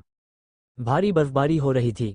फैंटम इंडस्ट्री बेस के स्टूडियो में इसे कब्र की तरह सजाया गया था। रोमियो का किरदार निभाने वाले अभिनेता ने दर्द से चीखती हुई बेहोश अभिनेत्री को गले लगा लिया। नहीं। फिर उसने जहर की एक बोतल निकाली, सीधे जहर निगल लिया और मुंह के कोने से खून बहते हुए अभिनेत्री के बगल में गिर पड़ा। क्रैक, निर्देशक चिल्लाया, मैं बहुत भावुक नहीं हूं। सोचो कि स्टेज प्ले कैसे किया जाना चाहिए। तुम्हारा वर्तमान प्रदर्शन इतना शर्मनाक है कि तुम अपने पैर पकड़ना चाहते हो। निर्देशक, मुझे शराब बनाने दो, अभिनेता ने जल्दी से कहा। जल्दी करो। ये दृश्य ड्यूक और काइलिया ने दूसरी मंजिल के गलियारे में देखा था। वे दोनों यहाँ रोमियो और जूलियट की फिल्मांकन प्रगति का निरीक्षण करने के लिए आए हैं। सेवन टावर्स दिल्ली के पहले पन्ने पर सुर्खियों की मदद से इस प्रेत फिल्म को मानव जाति की पहली प्रेत फिल्म का खिताब मिला है, जिसे अत्यधिक प्रत्याशित कहा जा सकता है। पटकथा लेखक के रूप में ड्यूक की प्रतिष्ठा के साथ रोमियो और जूलियट ने जनता का ध्यान दृढ़ता से आकर्षित किया है। आखिरकार अक्टूबर से पहले ड्यूक ने 2 बार सफलतापूर्वक लाइट ऑफ द एरुडिशन टॉवर जीता था तथा अपनी फिल्म और टेलीविजन प्रौद्योगिकी के साथ प्राकृतिक इतिहास के क्षेत्र में सर्वोच्च पुरस्कार जीता था। सुर्खियां पूरे जोरों पर हैं। ड्यूक, आप उनके प्रदर्शन के बारे में क्या सोचते हैं? काइलिया ने प्रसन्नतापूर्वक कहा, मैं पूरी फिल्म देखने के लिए इंतजार नहीं कर सकती। ये ठीक है, ड्यूक ने लापरवाही से कहा। वास्तव में वो इन अभिनेताओं और निर्देशकों की शैलियों से सहमत नहीं हैं और अभी भी फैंटम में पुराने जमाने की ड्रामा शैली को ही लागू कर रहे हैं। इससे प्रेत बिल्कुल अवास्तविक प्रतीत होगा, अर्थात मंचीय नाटक की पैकेजिंग बदल दी गई है। लेकिन उसने अब इसे ठीक करने की जहमत नहीं उठाई। वह हर चीज के लिए उस पर भरोसा नहीं कर सकता था, अन्यथा वह थक जाएगा। और कदम इतने बड़े हैं कि अगर अंडे खींच लिए गए तो बहुत बुरा होगा। सेवन टावर्स फेडरेशन के लोगों के लिए हमेशा प्रेत को स्वीकार करने की प्रक्रिया अपनाना जरूरी है। शायद मंचीय नाटक की यह शैली लोगों के लिए ज्यादा अनुकूल है। संक्षेप में, रोमियो और जूलियट लोकप्रिय होगा या नहीं, ड्यूक को इसकी परवाह नहीं है। ये सिर्फ पहला प्रेत है और भविष्य में और अधिक प्रेत फिल्में रिलीज होंगी। जल्द ही या बाद में जनता फिल्म और टेलीविजन प्रौद्योगिकी के आकर्षण को महसूस करेगी और समृद्ध आध्यात्मिकता वापस देगी। कुछ देर तक प्रेत को गोली चलाते देखा। महज कुछ मिनटों का कथानक, पूर्णता के लिए प्रयासरत निर्देशक पहले ही 10 प्रेत रोल का उपभोग कर चुका है। एक प्रेत की शूटिंग पृथ्वी पर एक फिल्म की शूटिंग से सस्ती नहीं होगी। यहाँ तक कि विशेष प्रभावों के मामले में भी कोई सस्तापन नहीं होगा। आखिरकार, यदि आप बड़े दृश्यों जैसे कि आत्मिक जानवरों के आक्रमण और रहस्यमय द्वंद्व जैसे महाकाव्य दृश्यों को फिल्माना चाहते हैं, तो आपको एक रहस्यवादी की मदद लेनी होगी। एक रहस्यवादी की उपस्थिति शुल्क सस्ता नहीं है। अगले साल तक इंतजार करो, पूरा सेवन टावर्स फेडरेशन हमारी बनाई ये काल्पनिक फिल्म देखेगा, किरिया ने उत्सुकता से कहा। वे निश्चित रूप से इस दुखद प्रेम के लिए आंसू बहाएंगे। जब मैं स्टेज प्ले देख रही थी तो रोमियो और जूलियट ने मुझे बहुत प्रभावित किया। मुझे आशा है, ड्यूक ठीक से नहीं कह सका। हालांकि फेडरेशन ऑफ सेवन टावर्स में कोई काल्पनिक फिल्में नहीं हैं, लेकिन कई स्टेज नाटक हैं। महान लेखकों की कृतियां धरती पर खोई नहीं हैं। इसलिए जनता के पास एक निश्चित सौंदर्य आधार है। यदि रोमियो और जूलियट का फिल्मांकन बहुत खराब है तो दर्शक निश्चित रूप से शिकायत करेंगे। उन्होंने मुस्कुराते हुए कहा, लेकिन कम से कम फेडरेशन में हर कोई दृश्य भोज का आनंद ले सकता है, जो पर्याप्त है। एरोडाइट टॉवर पूरे संघ में फिल्म और टेलीविजन प्रौद्योगिकी को बढ़ावा दे रहा है। फैंटम ओपेरा हाउस बनाए गए हैं। मूल रूप से हर प्रमुख शहर में फैंटम ओपेरा हाउस हैं। वे दर्शकों की देखने की आदतों को विकसित करने के लिए मुख्य रूप से सप्ताह के दिनों में फैंटम संगीत बजाते हैं। नवनिर्मित फैंटम ओपेरा हाउस के कई मालिक ड्रीमवर्क्स फिल्म और टेलीविजन कंपनी को खोजने के लिए हजारों मील की यात्रा करके शेंजियाओ शहर तक आए। इस काल्पनिक फिल्म के रिलीज सहयोग के लिए बातचीत की गई। अमुक तूफान कैलेंडर का वर्ष 4416 पलट चुका है और 4417 का नव वर्ष आ चुका है और ड्यूक भी अपने जीवन के 21वें वर्ष में प्रवेश कर चुका है। नए साल की पूर्व संध्या के बाद का 5वां दिन यानी 5 जनवरी 4416। ड्यूक के आदेश के अनुसार ड्रीमवर्क्स फिल्म और टेलीविजन कंपनी ने शेंजियाओ शहर के केंद्र में फैंटम ओपेरा हाउस में एक भव्य प्रीमियर समारोह आयोजित किया। इस प्रीमियर समारोह के लिए ड्रीमवर्क्स ने बड़ी संख्या में पत्रकारों और आलोचकों को आमंत्रित किया, जबकि ड्यूक और काइलिया ने प्रीमियर समारोह के लिए दर्शकों के रूप में बड़ी संख्या में आर्कानिस्टों को आमंत्रित किया। रेड कार्पेट पर कोई सेलिब्रिटी नहीं चल रहा है, बस सभी को स्क्रीनिंग हॉल में आमंत्रित करें। रहस्यमय मास्टर आगे की पंक्ति में बैठता है और रिपोर्टर और आलोचक पिछली पंक्ति में बैठते हैं। रोमियो और जूलियट खेलने की प्रतीक्षा करते हैं। ड्यूक पहली पंक्ति में बैठा था, उसके चारों ओर कीस्टन राइज, इरविन और अन्य रहस्यमयी जादूगर थे, और किरिया, सुक्तारा, पेनरोज और अन्य करीबी लोग। जब सभागार की लाइटें बंद कर दी गईं, तो अचानक एक चमकदार रोशनी बड़ी स्क्रीन के सामने उठी, जो एक घुमावदार अर्धचंद्राकार आकृति में परिवर्तित हो गई। अचानक एक मछली नीचे तैरती हुई दिखाई देती है, जिससे चित्र में वृत्त और लहरें बनती हैं, और तभी लोगों को यह समझ में आता है कि यह पानी की सतह पर एक प्रतिबिंब मात्र है। कैमरा धीरे धीरे ऊपर उठता है, बादलों के बीच से गुजरता है और आसमान में आ जाता है। आसमान के ऊपर अभी भी एक अर्धचंद्र है और एक छोटा लड़का अर्धचंद्र के नीचे बैठा है। उसका एक पैर अर्धचंद्र पर टिका हुआ है और दूसरा हवा में लटका हुआ है। उसके हाथ में अभी भी एक मछली पकड़ने वाली छड़ी है। मछली पकड़ने की रेखा बादलों में हल्के से लटकी हुई है।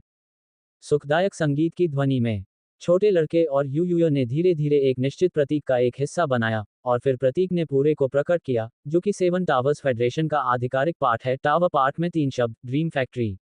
अध्याय 243 दो क्यों हुआ यी तवन, जिन्हें लिंगफा पात्रों के नाम से भी जाना जाता है। सेवन टावर्स फेडरेशन की स्थापना के बाद स्टॉर्मविंड साम्राज्य से अलग होने के लिए आर्केनिस्टो ने आर्कन रिंग प्रणाली को सरल बनाया और विभिन्न विशिष्ट अर्थों को व्यक्त करने के लिए आध्यात्मिक अमूर्त प्रतीकों का उपयोग किया। इस प्रकार आज का टैविन बना। 3000 से ज्यादा सालों के प्रचार और नवीनीकरण के बाद तावन सेवन टावर्स फेडरेशन की एकमात्र भाषा बन गई है। यहाँ तक कि सेवन टावर्स फेडरेशन से प्रभावित कई आसपास के मानव शासनों ने भी तावन को आधिकारिक लिपियों में से एक के रूप में नामित कर दिया है। इस समय फैंटम ओपेरा हाउस में बड़े पर्दे पर तावन में ड्रीमवर्क्स शब्द धीरे धीरे फीका पड़ गया और फैंटम फिल्म का शीर्षक भी बढ़ गया। रोमियो और जूलियट। अगले ही पल बड़ी स्क्रीन पूरी तरह से जगमगा उठती है, जैसे 3D प्रकाश और छायाचित्र एक पल में चेहरे की ओर दौड़ता हुआ, साथ में यातायात का हलचल भरा दृश्य भी। महल, कुलीन, रहस्यमय, प्यार, शूरवीर और गेंदें। स्टॉर्म एम्पायर काल के दो कुलीन वंशज, एक पुरुष और एक महिला, एक मुखौटा नृत्य में मिले, प्यार में पड़ गए और उच्च पुजारी के संरक्षण में पति पत्नी बन गए। उच्च पुजारी का मूल उद्देश्य दो कुलीन परिवारों के बीच संघर्ष को हल करना था, लेकिन एक आकस्मिक शूरवीर द्वंद्व के कारण उनका गर्भपात हो गया। यद्यपि कहानी मूल कहानी से अलग है, फिर भी अंत बुरा नहीं है। जूलियट अपने परिवार द्वारा तय की गई शादी से बचने के लिए मौत का नाटक करना चाहती थी, लेकिन रोमियो ने जब ये खबर सुनी तो उसने सोचा कि वह सचमुच मर चुकी है, इसलिए उसने जहर खाकर आत्महत्या कर ली। जूलियट, जो मृत्यु का नाटक करने के बाद जागी, उसने अपने प्रेमी को हिंसक तरीके से मरते देखा, इसलिए उसने अपनी तलवार खींच ली और आत्महत्या कर ली। कहानी के अंत में महायाजक ने दोनों माता पिता को रोमियो और जूलियट की कहानी सुनाई। माता पिता आखिरकार अपनी नफरत से जाग उठे, लेकिन तब तक बहुत देर हो चुकी थी। दोनों परिवारों ने अपने गिले शिकवे दूर कर लिए और युवक युवती को एक साथ दफना दिया। प्रेत यहीं समाप्त हो जाता है, मूलतः खत्म, लेकिन चित्र की पृष्ठभूमि में कब्र पर तितलियों का एक जोड़ा हल्के से फड़फड़ा रहा है। यह ऐसा है जैसे डांस फ्लोर पर रोमियो और जूलियट नाच रहे हों। वर्णमाला धीरे धीरे किनारे की ओर बढ़ती है और पटकथा लेखक ड्यूक का नाम बड़े फॉन्ट में प्रमुखता से पहचाना जाता है। यह निस्संदेह ड्यूक का खराब स्वाद है और लियांग शानबो और जू यिंगताई के तितली पुल अनुभाग को रोमियो और जूलियट में स्थानांतरित कर दिया गया। फैंटम का फिल्मांकन कैसा रहा? कहानी काफी खूनी है, अभिनय शैली भी काफी हास्यास्पद है और मंचीय नाटक भी काफी गंभीर है। ड्यूक को वास्तव में अपने पैर उठाने में शर्मिंदगी महसूस हुई जब उन्होंने इसे अकेले देखा। हालांकि जब फैंटम फिल्म पर नाटक का अंत शब्द दिखाई दिया तो दर्शकों ने अचानक गर्मजोशी और जोरदार तालियां बजाईं। यहां तक कि किस्टन रेज, इरविन, सुक्तारा और ड्यूक के पास मौजूद अन्य लोगों ने खड़े होकर तालियां बजाईं। जाहिर है, इस प्रेत से प्रभावित हुए। ये बहुत बढ़िया है। ड्यूक, क्या ये प्रेत है? ये स्टेज प्ले से 100 गुना बेहतर है। इरविन, छोटे बूढ़े आदमी ने अपनी चमकती आंखों से मुस्कुराते हुए प्रशंसा की। यह वह कला है जिसकी जनता को सराहना करनी चाहिए। हाँ, आपने कला को समाज के निचले स्तर पर गिरा दिया है। वास्तव में उसे इस बात की परवाह नहीं है कि कला क्या है या क्या नहीं। वो केवल इतना जानता है कि फैंटम बहुत अच्छा है और शेंजियाओ शहर में भविष्य में मनोरंजन की राजधानी बनने की उच्च संभावना है। क्या ये तब तक उसके 3 बिंदु ज्ञान के कारण नहीं होगा? यह वाकई दिलचस्प है। ये स्टेज प्ले जितना जीवंत नहीं है, लेकिन ये स्टेज प्ले से ज्यादा नाजुक और सीधा है। किस्टन ने भी तारीफ की। आप और काइलिया ने जो फैंटम बनाया है वह वाकई बहुत अच्छा है। मुझे नहीं लगता कि ड्रीमवर्क्स प्रकाश का अगला दिग्गज बनेगा। आज की जायंट ऑफ लाइट पूरे फैंगशी क्षेत्र में पहले से ही एक प्रसिद्ध बड़ी कंपनी है। ड्यूक ने विनम्रतापूर्वक इस्तीफा देते हुए कहा, हम सिर्फ एक सामान्य दिशा से मार्गदर्शन दे रहे हैं। ये काल्पनिक फिल्म अभी भी निर्देशक और अभिनेताओं द्वारा एक अद्भुत योगदान है। इस समय मुख्य रचनात्मक कर्मी पहले ही मंच पर कदम रख चुके हैं। दर्शकों का धन्यवाद करते हुए निर्देशक ने उत्साहपूर्वक कहा, धन्यवाद, धन्यवाद लॉर्ड आर्कन मास्टर्स, पत्रकारों, आलोचकों और मित्रों, आपकी तालियों और आपकी पहचान के लिए मुझे और क्रू के सभी लोगों को राहत की सांस लेने दें। दर्शकों में इतने बड़े नामों का सामना करते हुए निर्देशक सचमुच घबरा गए और हकलाने लगे। लेकिन इसने उन्हें अपना मतलब स्पष्ट रूप से व्यक्त करने से नहीं रोका। उस समय जब मुझे अपने बॉस सुश्री किरिया से इतिहास की इस पहली फैंटेसी फिल्म को निर्देशित करने का निमंत्रण मिला तो मैं बहुत दबाव में था, लेकिन लॉर्ड ड्यूक द्वारा प्रदान की गई स्क्रिप्ट बहुत बढ़िया है। निर्देशक ने मंच पर बहुत बड़ा बखान किया और सारा श्रेय ड्यूक और किरिया को दे दिया तथा दावा किया कि उन्होंने बहुत कम काम किया है। अंत में मैं एक बार फिर लॉर्ड ड्यूक और लॉर्ड काइलिया को मेरी सराहना के लिए धन्यवाद देना चाहता हूं। निर्देशक ने 120 डिग्री पर झुककर कहा, भविष्य में मैं ड्रीमवर्क्स फिल्म और टेलीविजन कंपनी के लिए और अधिक अद्भुत फैंटेसी फिल्मों की शूटिंग के लिए कड़ी मेहनत करना जारी रखूंगा। अभी तक प्रीमियर समारोह सफलतापूर्वक संपन्न हुआ। शाम को शेंजियाओ शहर में रोमियो और जूलियट का पूर्ण प्रदर्शन किया गया। किराया महंगा तो नहीं है, लेकिन सस्ता भी नहीं है। एक टिकट की कीमत 2 चांदी के ड्रैगन है, जो आम लोगों की 3 दिन की मजदूरी के बराबर है। लेकिन इससे लोगों का उत्साह बिल्कुल कम नहीं हुआ। शेंजियाओ शहर में इस समय 10 फैंटम ओपेरा हाउस हैं और हर एक के दरवाजे पर लंबी कतार लगी हुई है। अभी भी कई लोग ऐसे हैं जो टिकट ही नहीं खरीद पाते। आखिरकार फैंटम ओपेरा हाउस की दर्शक क्षमता सीमित है। आपने एक नई घटना पैदा कर दी है। मुझे लगता है कि फैंटम ओपेरा हाउस के प्रवेश द्वार पर कतार में लगने का दृश्य भविष्य में अक्सर होगा। एरविन ने ड्यूक का पीछा किया और फैंटम ओपेरा हाउस की स्थिति का निरीक्षण किया, जो फैंटम इंडस्ट्री बेस योजना का हिस्सा है। ये सिर्फ शेंजियाओ शहर की बात नहीं है। अगर भविष्य में अच्छे प्रेत जारी किए गए तो पूरे 7 टावर्स फेडरेशन और यहाँ तक कि पूरे मानव समाज में ऐसी घटना सामने आएगी। ड्यूक आत्मविश्वास से भरा हुआ है। यह अफसोस की बात है कि प्रेत कार्डों की रिहाई जारी नहीं रह सकती। आपको प्रकाश के दानव को अपनी उत्पादन क्षमता बढ़ाने देना चाहिए। यह ऐसी चीज नहीं है जिसे कम समय में बढ़ाया जा सके। जैसे जैसे रिबिंग की संख्या बढ़ती जाएगी, फैंटम कार्ड रोल की रिबिंग विकृत होती जाएगी। इसके लिए मास्टर डिस्क से एक नया फैंटम कार्ड रोल फिर से प्रिंट करना होगा और फिर एक नया कार्ड रोल फिर से प्रिंट करना होगा।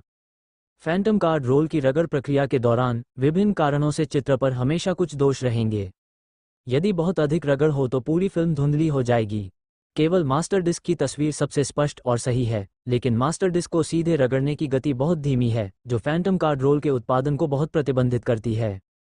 ड्रीमवर्क्स के सभी कैमरे, फैंटम कार्ट्रिज और प्रोजेक्टर का निर्माण जायंट ऑफ लाइट द्वारा किया जाता है तथा रबिंग कार्ट्रिज का कार्य भी जायंट ऑफ लाइट के जिम्मे होता है। मास्टर रबिंग तकनीक के अद्यतन को बढ़ावा देना आवश्यक है, अन्यथा अन्य क्षेत्रों के लोगों को इसे देखने के लिए कुछ महीने इंतजार करना पड़ेगा। बिल्कुल, ड्यूक ने अपना सिर हिलाया। यदि आप पूरे संघ की एक साथ रिहाई चाहते हैं तो जब तक आप पहले से कार्ड रोल प्रिंट नहीं करते, ऐसा करना असंभव है। हालांकि कार्ड रोल को पहले से रगड़ने से रहस्यों के लीक होने का खतरा है।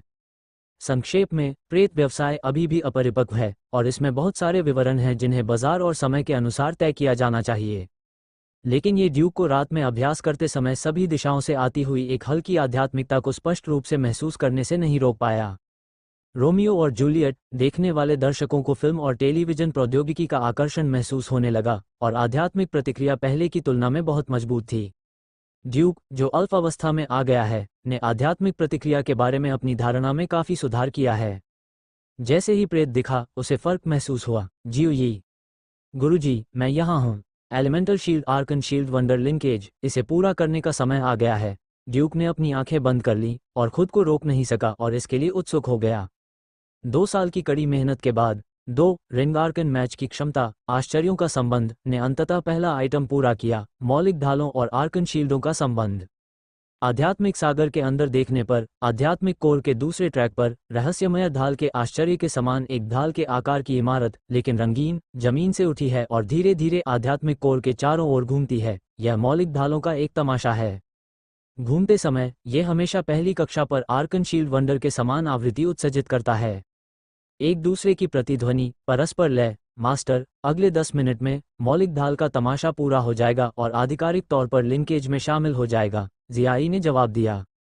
तो रुको, 10 मिनट बाद मौलिक ढाल का तमाशा आखिरकार पूरा हो गया। 2 ढाल के आकार के रहस्यमय चमत्कार एक ही समय में आध्यात्मिक प्रकाश के विस्फोट के साथ फूट पड़े और फिर एक दूसरे को मजबूती से जकड़ लिया, जिससे एक अटूट जुड़ाव प्रभाव पैदा हुआ, जैसे कि वे एक हो गए हों।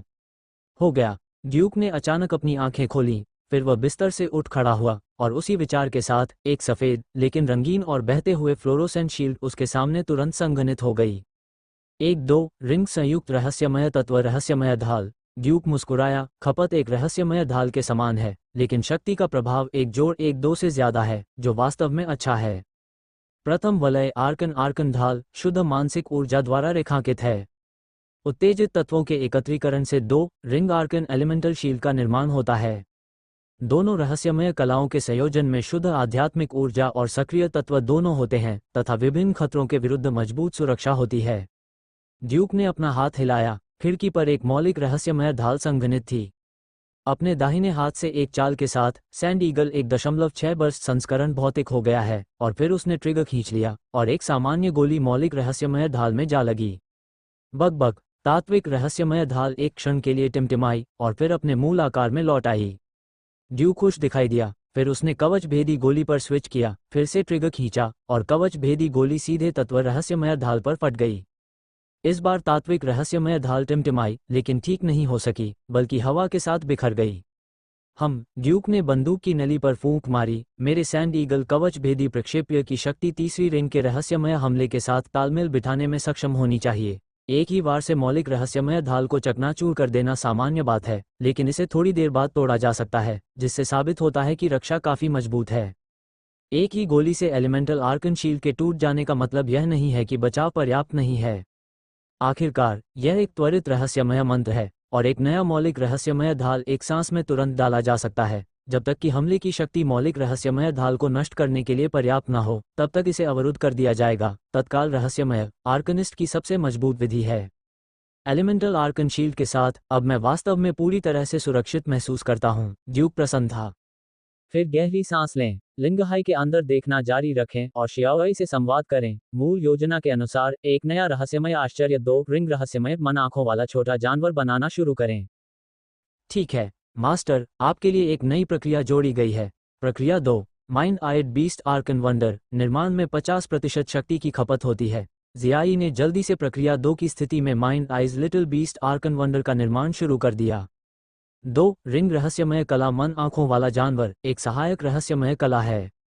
रहस्यमय नकल का प्रयोग करते हुए एक छोटा जानवर बनना और फिर उस छोटे जानवर को अपनी आंखों के रूप में कार्य करने का आदेश देना ताकि वह आगे आने वाले खतरे का निरीक्षण कर सके। छोटे पक्षी, छोटी मछलियां, छोटे चूहे इत्यादि पत्र भेजने, गुप्त बातें सुनने और वस्तुओं के हस्तांतरण का काम भी कर सकते हैं। कुछ रहस्यमय जादूगर मन आंखों वाले जानवर को रहस्यमय आश्चर्य में बदलना पसंद करेंगे। आखिरकार इस तरह के रहस्यमय मंत्र केवल सहायक प्रकृति के होते हैं और वास्तविक युद्ध शक्ति को नहीं बढ़ा सकते। तुरंत डाले जाने वाले रहस्यमय मंत्रों में बदलने की लागत प्रभावशीलता बहुत कम है। यदि आपके पास खाली समय है तो आप निजी तौर पर मंत्र जादू का अभ्यास कर सकते हैं। लेकिन ड्यूक ने इस रहस्यमयी रास्ते को चुना। यह अभी भी पुराना सिद्धांत है। सैंड ईगल उसे हमले के तरीकों की कोई कमी नहीं होने देता है, इसलिए आर्कन को केवल समर्थन और रक्षा प्रकारों पर विचार करने की आवश्यकता है। शियाई, अन्य मदों की प्रगति की रिपोर्ट दो, ड्यूक ने फिर आदेश दिया। अच्छा गुरु।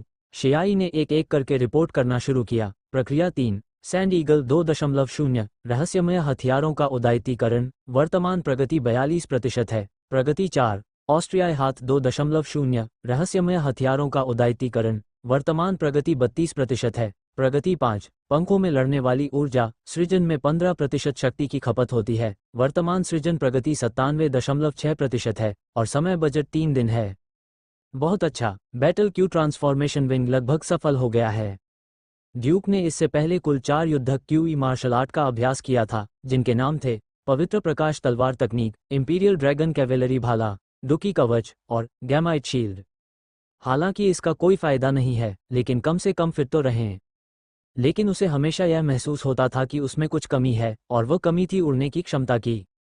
रहस्यमय कलाओं में एक स्तर एक रहस्यमय कला है, फेंगडेक्सिंग। रिहाई के बाद आप मानसिक ऊर्जा की मदद से उड़ सकते हैं, लेकिन यह बहुत अधिक ऊर्जा की खपत करता है और आमतौर पर केवल एक सहायक के रूप में मौजूद होता है।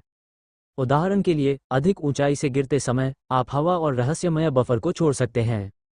इसके अलावा उड़ने वाले शटल जैसे वाहन भी फेंगडेक्सिंग के समान रहस्यमय जादू को मजबूत करते हैं ताकि वे स्वतंत्र रूप से उड़ सकें।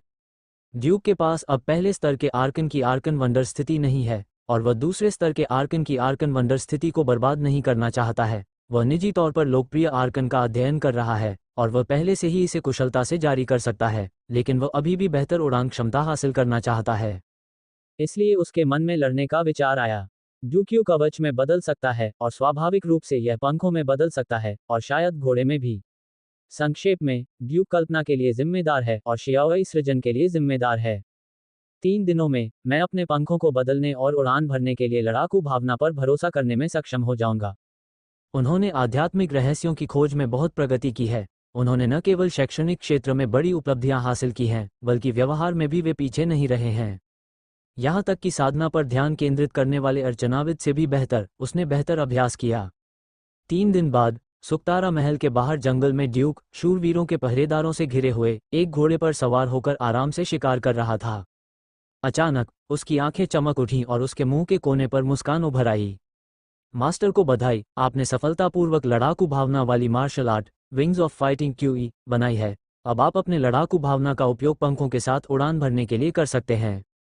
बहुत अच्छा। चलो शियाई, पहले तुम इसे नियंत्रित करो और फिर मैं इससे परिचित होने के बाद इसे खुद ही छोड़ दूंगा। क्यूई से लड़ने की किसी भी मार्शल आर्ट के लिए दीर्घकालिक प्रशिक्षण की आवश्यकता होती है और ड्यूक इसका अपवाद नहीं है।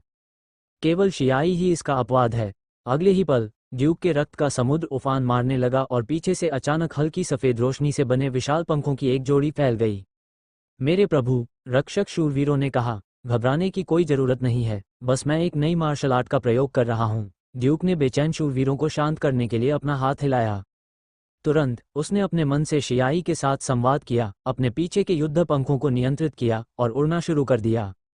असली पंखों की जोड़ी की तरह फ्लोरोसेंट पंखों की जोड़ी ने तेजी से फड़फड़ाते हुए ड्यूक को थोड़ा थोड़ा करके हवा में उड़ाया और फिर तेजी से आगे बढ़ गई।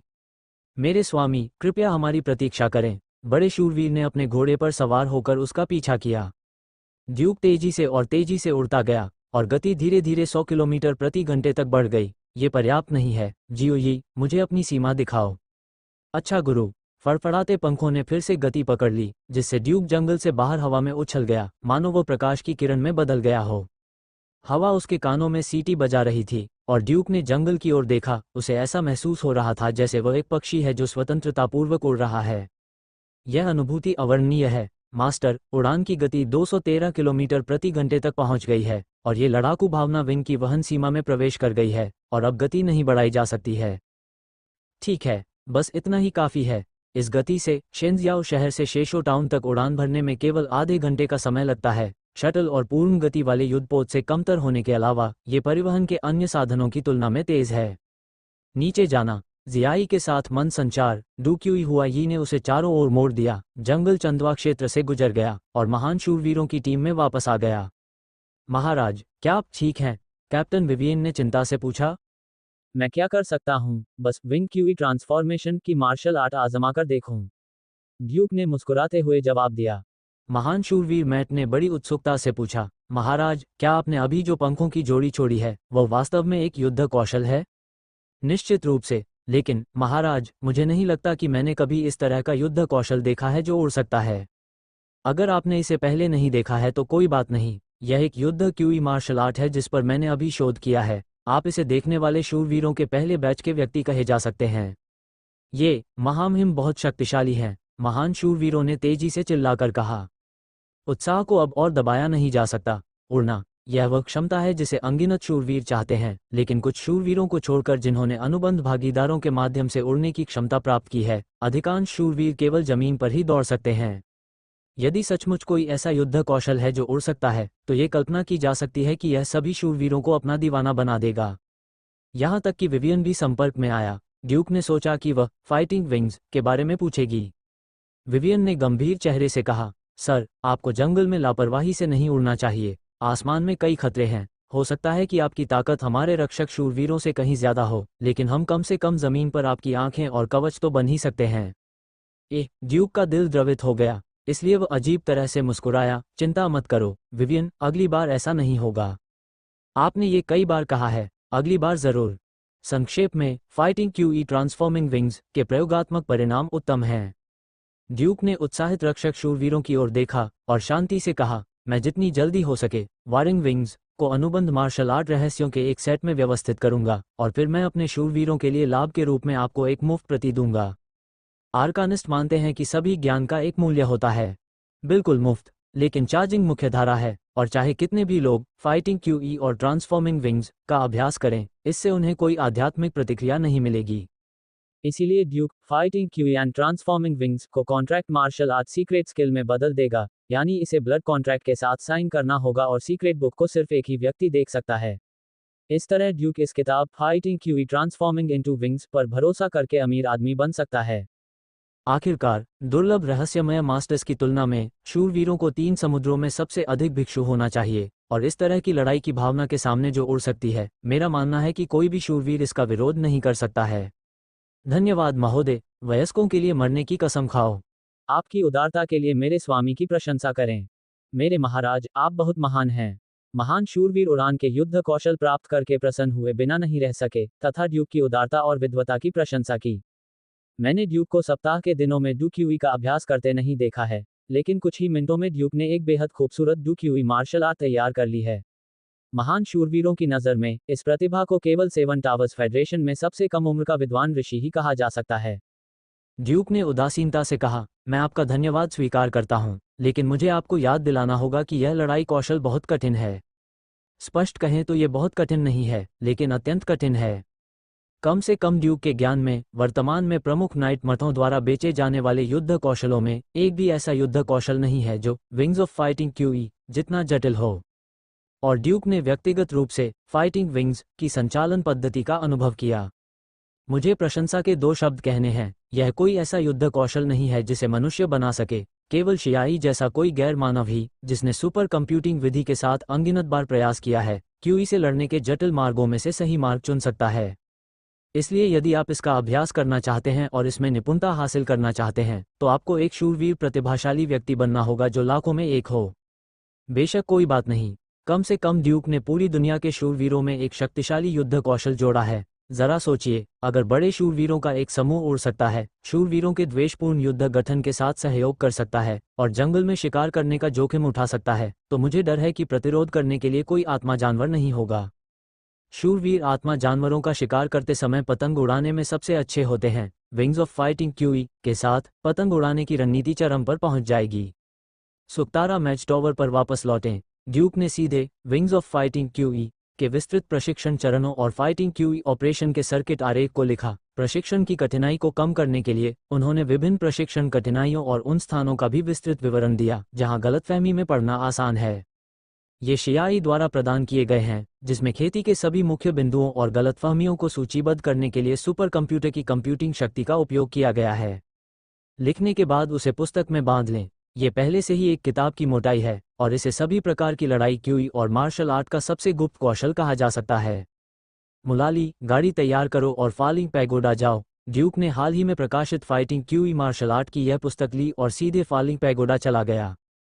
फालिंग पैगोडा मुख्य रूप से रहस्यमय गुरुओं और आध्यात्मिक प्रशिक्षुओं की सेवा करता है, लेकिन इसका काम 3 समुद्रों के भिक्षुओं की सेवा करना है। लेकिन आध्यात्मिक संयंत्र दूत के पास ज़्यादा व्यावसायिक जरूरतें नहीं हैं और अधिकांश नाइट सेवाओं को भाड़े के मिशन केंद्र अर्कैनिस्टों को स्थानांतरित कर दिया जाता है, जो फालिंग टॉवर में शूरवीरों की कर्कशता पसंद नहीं करते हैं।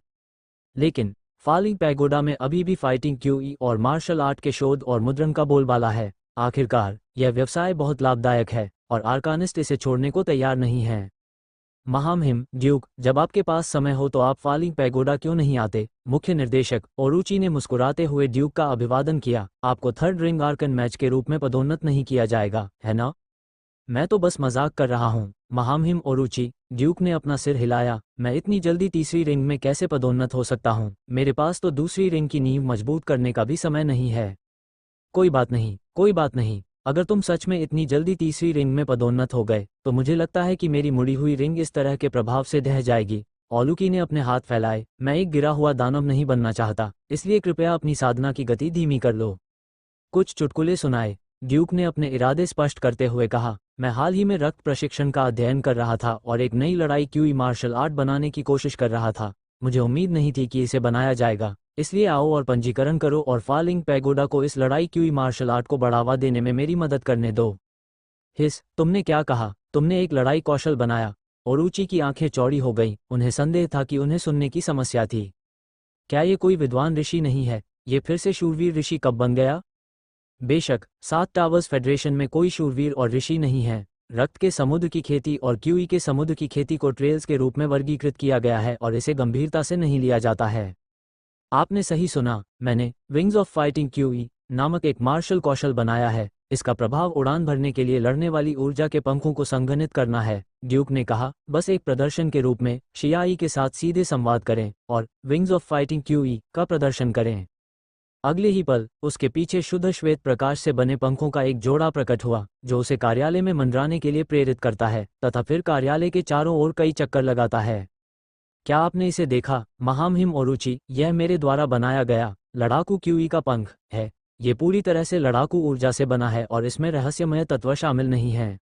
ड्यूक मध्य हवा में उड़ता हुआ ओरुचि की ओर देखने लगा।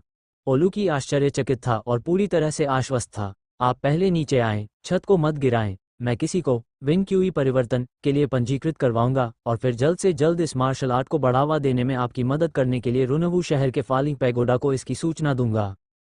अध्याय 244 ड्यूक सेज मैच टॉवर में रहें। वास्तव में मेरा सुझाव है कि आप फाइटिंग विंग्स का नाम बदल दें। ड्यूक के अपने फाइटिंग विंग्स को हटाकर बैठ जाने का इंतजार करने के बाद अलूची ने चाय पीते हुए कहा, ओह, तुम्हारा क्या मतलब है?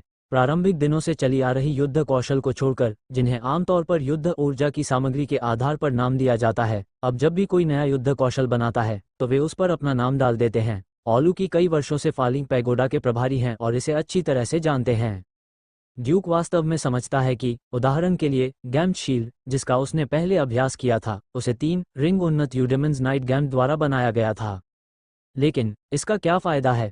सबसे पहले, अपनी लोकप्रियता बढ़ाने के लिए आप अपना नाम नाइट सर्कल में सभी को बता सकते हैं। दूसरा, सबसे महत्वपूर्ण बात दूसरी है, अलूकी ने इत्मीनान से कहा, ये लड़ाई की भावना में वृद्धि को बढ़ा सकता है। युद्ध ऊर्जा में वृद्धि करने का क्या मतलब है? आपने लगातार कई प्रमुख प्राकृतिक इतिहास उपलब्धियों का आविष्कार किया है, इसलिए आपको आध्यात्मिक प्रतिक्रिया के लाभों का अनुभव होना चाहिए। वास्तव में, रक्त सागर अभ्यास में आध्यात्मिक प्रतिक्रिया का लाभ भी है, जो लड़ने की भावना में वृद्धि है। जब तक शूरवीर आपका नाम पढ़ता है और आपके कार्यों की सराहना करता है, तब तक यह आपको बढ़ती हुई लड़ाई की भावना प्रदान कर सकता है। ओलूकी ने आगे बताया, रक्त का समुद्र आध्यात्मिक समुद्र की एक शाखा है। हर किसी का आध्यात्मिक समुद्र वास्तविक आध्यात्मिक समुद्र का प्रक्षेपण है। स्वाभाविक रूप से, हर किसी का रक्त समुद्र भी वास्तविक आध्यात्मिक समुद्र की एक शाखा है। शूरवीरों को आपका मार्गदर्शन मिला है, इसलिए वे स्वाभाविक रूप से आपको मदद की किरण प्रदान करेंगे। उन्होंने एक उदाहरण भी दिया, क्या आपने गैमाट के बारे में सुना है? मैंने गैमाटो शील्ड का अभ्यास किया था, जो कि सैकड़ों वर्ष पहले एक 3 रिंग उच्च स्तरीय प्रेत जानवर शूरवीर द्वारा बनाया गया एक बहुत ही दिलचस्प युद्ध कौशल था। तो फिर आप स्पष्ट रूप से नहीं जानते, गैमाट ने इस मार्शल आर्ट का निर्माण तब किया था जब वह रिंग 2 फैंटम बीस्ट नाइट था। सचमुच, ड्यूक आश्चर्यचकित था। वह लड़ाकू क्यूई मार्शल आर्ट बनाने में सक्षम था। ये सब शियाई की सुपर कंप्यूटिंग क्षमता की बदौलत था। इस गामा स्पेशल के पास सुपर कंप्यूटिंग सहायता नहीं थी और वह अपने स्वयं के अन्वेषण पर निर्भर था। इसके अलावा, गैमाट की शील्ड एक छोटी कठिनाई नहीं है और यह एक साधारण गुणवत्ता वाली मार्शल आर्ट नहीं है। ओलूकी ने आगे कहा, युद्ध क्यूई में वृद्धि से उन्हें लाभ हुआ है और जब युद्ध क्यूई मार्शल आर्ट फैल जाएगा तो उन्हें जल्द ही तीसरे स्तर के उच्च रैंकिंग वाले यूडेमन्स नाइट के रूप में पदोन्नत किया जाएगा। और ऐसा कहा जाता है कि उनकी उन्नत उम्र के कारण वह लंबे समय तक नहीं टिके, अन्यथा वह 7 टावर्स फेडरेशन में चौथे रिंग ड्रैगन नाइट के रूप में पदोन्नत होने वाले पहले व्यक्ति बन सकते थे। दैत्य सवार, ड्यूक ने भौहें सिकोड़ी। ड्रैगन एक पौराणिक प्राणी है। कम से कम 7 टावर्स फेडरेशन के मौजूदा रिकॉर्ड में ड्रैगन प्राणियों के देखे जाने की कोई स्पष्ट रिपोर्ट नहीं है। एकमात्र सुराग शायद ये है कि कुछ ऐतिहासिक स्थलों से कई अज्ञात और विचित्र जैविक जीवाश्मों की खुदाई की गई है और उन्हें ड्रैगन जैसे जीव माना गया है। रहस्यमय कानून के कुछ विद्वानों का मानना है कि प्राचीन काल में ड्रैगन का व्यापक वितरण होना चाहिए था। प्राचीन बुराइयों की तरह ही वे भी किसी अज्ञात कारण से मुरझा गए। प्राचीन बुराई की शक्ति अभी तक समाप्त नहीं हुई है, लेकिन ड्रैगन जीव समय से पहले ही नष्ट हो गए हैं। बेशक, ऐसे रहस्यमय विद्वान भी हैं जो मानते हैं कि ड्रैगन का अस्तित्व ही नहीं है और विशालकाय ड्रैगन की तथाकथित किंवदंतियां अनौपचारिक इतिहास से कोसों दूर हैं। आखिरकार, आत्मिक जानवरों के लिए ऊपरी सीमा स्तर 9 है। यदि ड्रैगन वास्तव में मौजूद हैं, तो उन्हें स्तर 9 से अधिक शक्तिशाली प्राणी होना चाहिए, संभवतः स्तर 10 पर। आखिरकार, 9 रिंग वाले आत्मिक जानवरों को उप ड्रैगन कहा जाता है। लेकिन 10 वलय तो अस्तित्व में ही नहीं है। कम से कम आध्यात्मिक रहस्यों के वर्तमान अवलोकन के अनुसार वलय 9 ही सीमा है। 7 टावर्स फेडरेशन के अधिकारी या शुरुआती संस्थापक हमेशा से ही ड्रैगन के अस्तित्व में विश्वास करते रहे हैं। यहाँ तक कि फेडरेशन की आधिकारिक मुद्रा भी ड्रैगन पर आधारित है, गोल्डन ड्रैगन, सिल्वर ड्रैगन और कॉपर ड्रैगन। लेकिन ये ड्रैगन वह ड्रैगन नहीं है। अधिक सटीक व्याख्या ये होगी कि यह ड्रैगन स्पिरिट बीस्ट्स है, जो ड्रैगन के रक्त वाले एक प्रकार के विचित्र स्पिरिट बीस्ट्स हैं। जिस तरह प्रेत जानवर एक तरह के प्रेत जानवर हैं जो मनुष्यों के साथ संपर्क करने, लड़ने की भावना के साथ प्रतिध्वनित होने और रक्त को संक्रमित करने के बाद विकसित हुए हैं। ड्रैगन प्रजाति के आत्मा जानवर हैं जो मनुष्यों के साथ मिलकर खेती करने के बाद ही ड्रैगन के खून के साथ पैदा हो सकते हैं। कुछ पशुपालन विशेषज्ञों के अनुमान के अनुसार, यदि तीसरे रिंग का उच्च स्तरीय प्रेत जानवर ड्रैगन के रक्त को उत्तेजित कर सकता है, तो संभावना है कि वह चौथे रिंग के ड्रैगन जानवर में विकसित हो जाएगा। उस समय, अनुबंध शूरवीर की लड़ाकू भावना में भी एक नया गुणात्मक परिवर्तन आएगा और उसे चौथे रिंग ड्रैगन शूरवीर के रूप में पदोन्नत किया जाएगा, जिसकी ताकत एक महान रहस्यमय जादूगर के बराबर होगी। क्या आपको सचमुच पदोन्नति मिल सकती है? ड्यूक ने अनायास ही पूछा। ओलूकी ने अपना सिर हिलाया और कहा, ये स्पष्ट नहीं है। ये बहुत अफसोस की बात है कि गम्मट उस दिन तक नहीं पहुंच सका। अन्यथा हमें पता चल जाता कि ड्रैगन कैसा दिखता है और क्या ये सिक्के पर बना पैटर्न है। सरकारी मुद्रा में स्वर्ण ड्रैगन, रजत ड्रैगन तथा तांबे के ड्रैगन, सभी में ड्रैगन का पैटर्न है जो पंखों वाली एक बड़ी छिपकली की तरह है। रुककर उन्होंने कहा, लेकिन आपके लिए कम से कम एक चीज है। इस डूक्यू मार्शल आर्ट की डूक्यू वृद्धि प्राप्त करने के बाद आपको निश्चित रूप से अपने अनुबंध साथी के साथ 3 रिंग उन्नत यूडेमन्स नाइट के रूप में पदोन्नत होने का अवसर मिलेगा। हाँ, dragon knight Piao Miao advanced eudemons knight अच्छा लगता है, ड्यूक ने खुशी से कहा। तो फिर मुझे नाम बदलने में मदद करें। वारिंग विंग्स के बजाय इसे बदलकर ड्यूक विंग्स करें। नहीं, ड्यूक फ्लाइंग फेदर्स। इसलिए क्यूई से लड़ने की एक martial art. Duke flying feather ने क्यूई से लड़ने की मार्शल आर्ट का पंजीकरण सफलतापूर्वक पूरा कर लिया और फिर अलूकी ने व्यक्तिगत रूप से रेनवू शहर के फालिंग पैगोडा को इसकी सिफारिश की। भले ही रक्त सागर की खेती अब शूरवीरों के युग की तरह शक्तिशाली नहीं है, ये केवल आध्यात्मिक समुद्र की खेती प्रणाली के दबाव में सांस ले सकता है, लेकिन आखिरकार अभी भी बड़ी संख्या में शूरवीर हैं, जिन्हें सबसे बड़ी संख्या में चिकित्सकों के साथ प्रणाली कहा जा सकता है, और यह ध्यान देने योग्य है। कुछ दिनों बाद ड्यूक को फालिंग टॉवर में आमंत्रित किया गया। मास्टर ड्यूक, एक पशुपालक ऋषि और 3 रिंग उच्च श्रेणी के यूडेमन्स नाइट आपको व्यक्तिगत रूप से ड्यूक फ्लाइंग फेदर का प्रदर्शन करते देखने के लिए आर्कन के पवित्र शहर में जादुई आत्मा के सबसे ऊंचे टॉवर पर आएंगे। ठीक है, मुझे नहीं पता। ड्यूक ने भविष्य में अपनी लड़ाकू भावना को बढ़ाने के लिए तुरंत फालिंग पैगोडा की ओर कर्मचारियों का पीछा किया और जल्द ही जानवरों को वश में करने वाले ऋषि को देखा जो यहाँ आए थे। मैंने आपके बारे में सुना है, सेज ड्यूक, और 1 या 2 बार से भी ज्यादा। सेज बीस्ट टैमर एंगजेंग में एक बड़ा आदमी है। मुझे अपना परिचय देने दें। गोडिवा स्टॉर्मस्वॉर्ड नाइट मठ के उपाध्यक्ष सेज बीस्ट टैमर, 6ठी रिंग स्काई आर्कन मैज, 3री रिंग एडवांस्ड यूडेमन्स नाइट। मैं भगवान गोडिवा से मिला हूँ, ड्यूक ने सलामी दी, अपने दिल में बुदबुदाते हुए। स्टॉर्मविंड तलवार का महान उपनाम सरल नहीं लगता है, और यह निश्चित रूप से स्टॉर्मविंड साम्राज्य के साथ अटूट रूप से जुड़ा हुआ है। अन्यथा कोई भी महानुभाव अपना नाम तूफान के साथ जोड़ने का साहस नहीं कर पाता। वर्तमान में मानव जाति की मान्यता प्राप्त पैतृक भूमि स्टॉर्मविंड साम्राज्य है। स्टॉर्मविंड साम्राज्य के दमन और एक स्वतंत्र देश की स्थापना के बाद भी 7 टावर्स फेडरेशन के संस्थापकों ने खुद को स्टॉर्मविंड साम्राज्य के लोग माना, ताकि ये दिखाया जा सके कि वे अपने रक्त के स्रोत को नहीं भूले हैं। शायद ये गोडिवा स्टॉर्मस्वॉर्ड उसके पूर्वज स्टॉर्म साम्राज्य के महान रईसों के वंशज हैं, और वह केवल एक आर्कनिस्ट के रूप में अपनी प्रतिभा के कारण 7 टावर्स फेडरेशन में शामिल हो गया। गोडिवा को नहीं पता था कि ड्यूक क्या सोच रहा था। बड़ी दिलचस्पी से कहा, मैंने आपके द्वारा बनाई गई martial art duke flying feather का 1 दिन और 1 रात अध्ययन किया है, लेकिन इसकी साधना बहुत कठिन है और मैं अभी तक इसमें सफलतापूर्वक महारत हासिल नहीं कर पाया हूँ। इसलिए इस बार मैं आपसे, निर्माता से, इसे स्वयं प्रदर्शित करने के लिए कहता हूँ। उन्होंने आगे कहा, यदि यह संभव है तो नाइट सेबे ड्यूक फेदर का जोरदार प्रचार करेगा। नाइट मठ फालिंग के हाई टॉवर का एक अधीनस्थ संगठन है। यह मोटे तौर पर शीर्ष स्तरीय शूरवीर मठ के बराबर है, जो शूरवीर यूडेमन्स शूरवीरों के रूप में पदोन्नत होने में रुचि रखते हैं। वे शूरवीर मठ को एक पवित्र स्थान के रूप में पूजेंगे। ठीक है, ड्यूक ने बकवास नहीं की। शियाई ने अपने दिल में पुकारा, और फिर उसकी पीठ से एक जोड़ी सफेद चमकदार पंख फूट पड़े और उसे धीरे धीरे हवा में उठा लिया। धीरे धीरे उड़ो। गॉडिफर के 6 रिंग आकाश रहस्यमय मास्टर की दृष्टि से वह स्वाभाविक रूप से यह अनुमान लगा सकता है कि यह शुद्ध युद्ध ऊर्जा चल रही है, जिसमें रहस्यमय जादू का मामूली सा भी निशान नहीं है। ये सचमुच आश्चर्यजनक है। गोडिवा ने प्रशंसा में सिर हिलाया। ड्यूक ने अपने डूक्यूई पंख वापस ले लिए और उतरने के बाद मंद मंद मुस्कुराया। ये डूक्यूई कवच के संचालन सिद्धांत के समान है, लेकिन अधिक जटिल डूक्यूई जोड़ तोड़ के साथ। इस सिद्धांत के अनुसार वास्तव में डूक्यूई मार्शल आर्ट के अधिक प्रकार बनाए जा सकते हैं। ये कहना आसान है, लेकिन वास्तव में ऐसा करना बहुत कठिन है, खासकर अब जब रक्त सागर साधना मुख्यधारा नहीं है और कुछ रहस्यमय गुरु युद्ध क्यूई में तल्लीन होने के लिए तैयार हैं। गॉडिफर ने भावुक होकर कहा, शब्दों में ऐसा लगता है कि शिष्टता के मार्ग का पतन अंतहीन है। ये पुष्टि करने के बाद कि ड्यूक का पंख सच्चा और प्रभावी था, गोडिवा ने अपना हाथ हिलाया और उसका शरीर एक चमकदार प्रकाश में बदल गया जो धीरे धीरे बुझ गया। ड्यूक ने तुरंत पूछा, महामहिम ओरुचि, इस गोडिवा स्टॉर्म तलवार की एक असामान्य पहचान प्रतीत होती है, क्या आप उसे अच्छी तरह से जानते हैं? ओलुकी ने अपना सिर हिलाया। ईमानदारी से कहूं तो मैंने पहली बार गोडिवा स्टॉर्मस्वॉर्ड को देखा था, और मैं आपकी प्रतिक्रिया की तरह ही उसके उपनाम से आकर्षित हुआ था। स्टॉर्मस्वॉर्ड पैतृक भूमि से एक महान कुलीन होना चाहिए, सही मायने में एक असली कुलीन।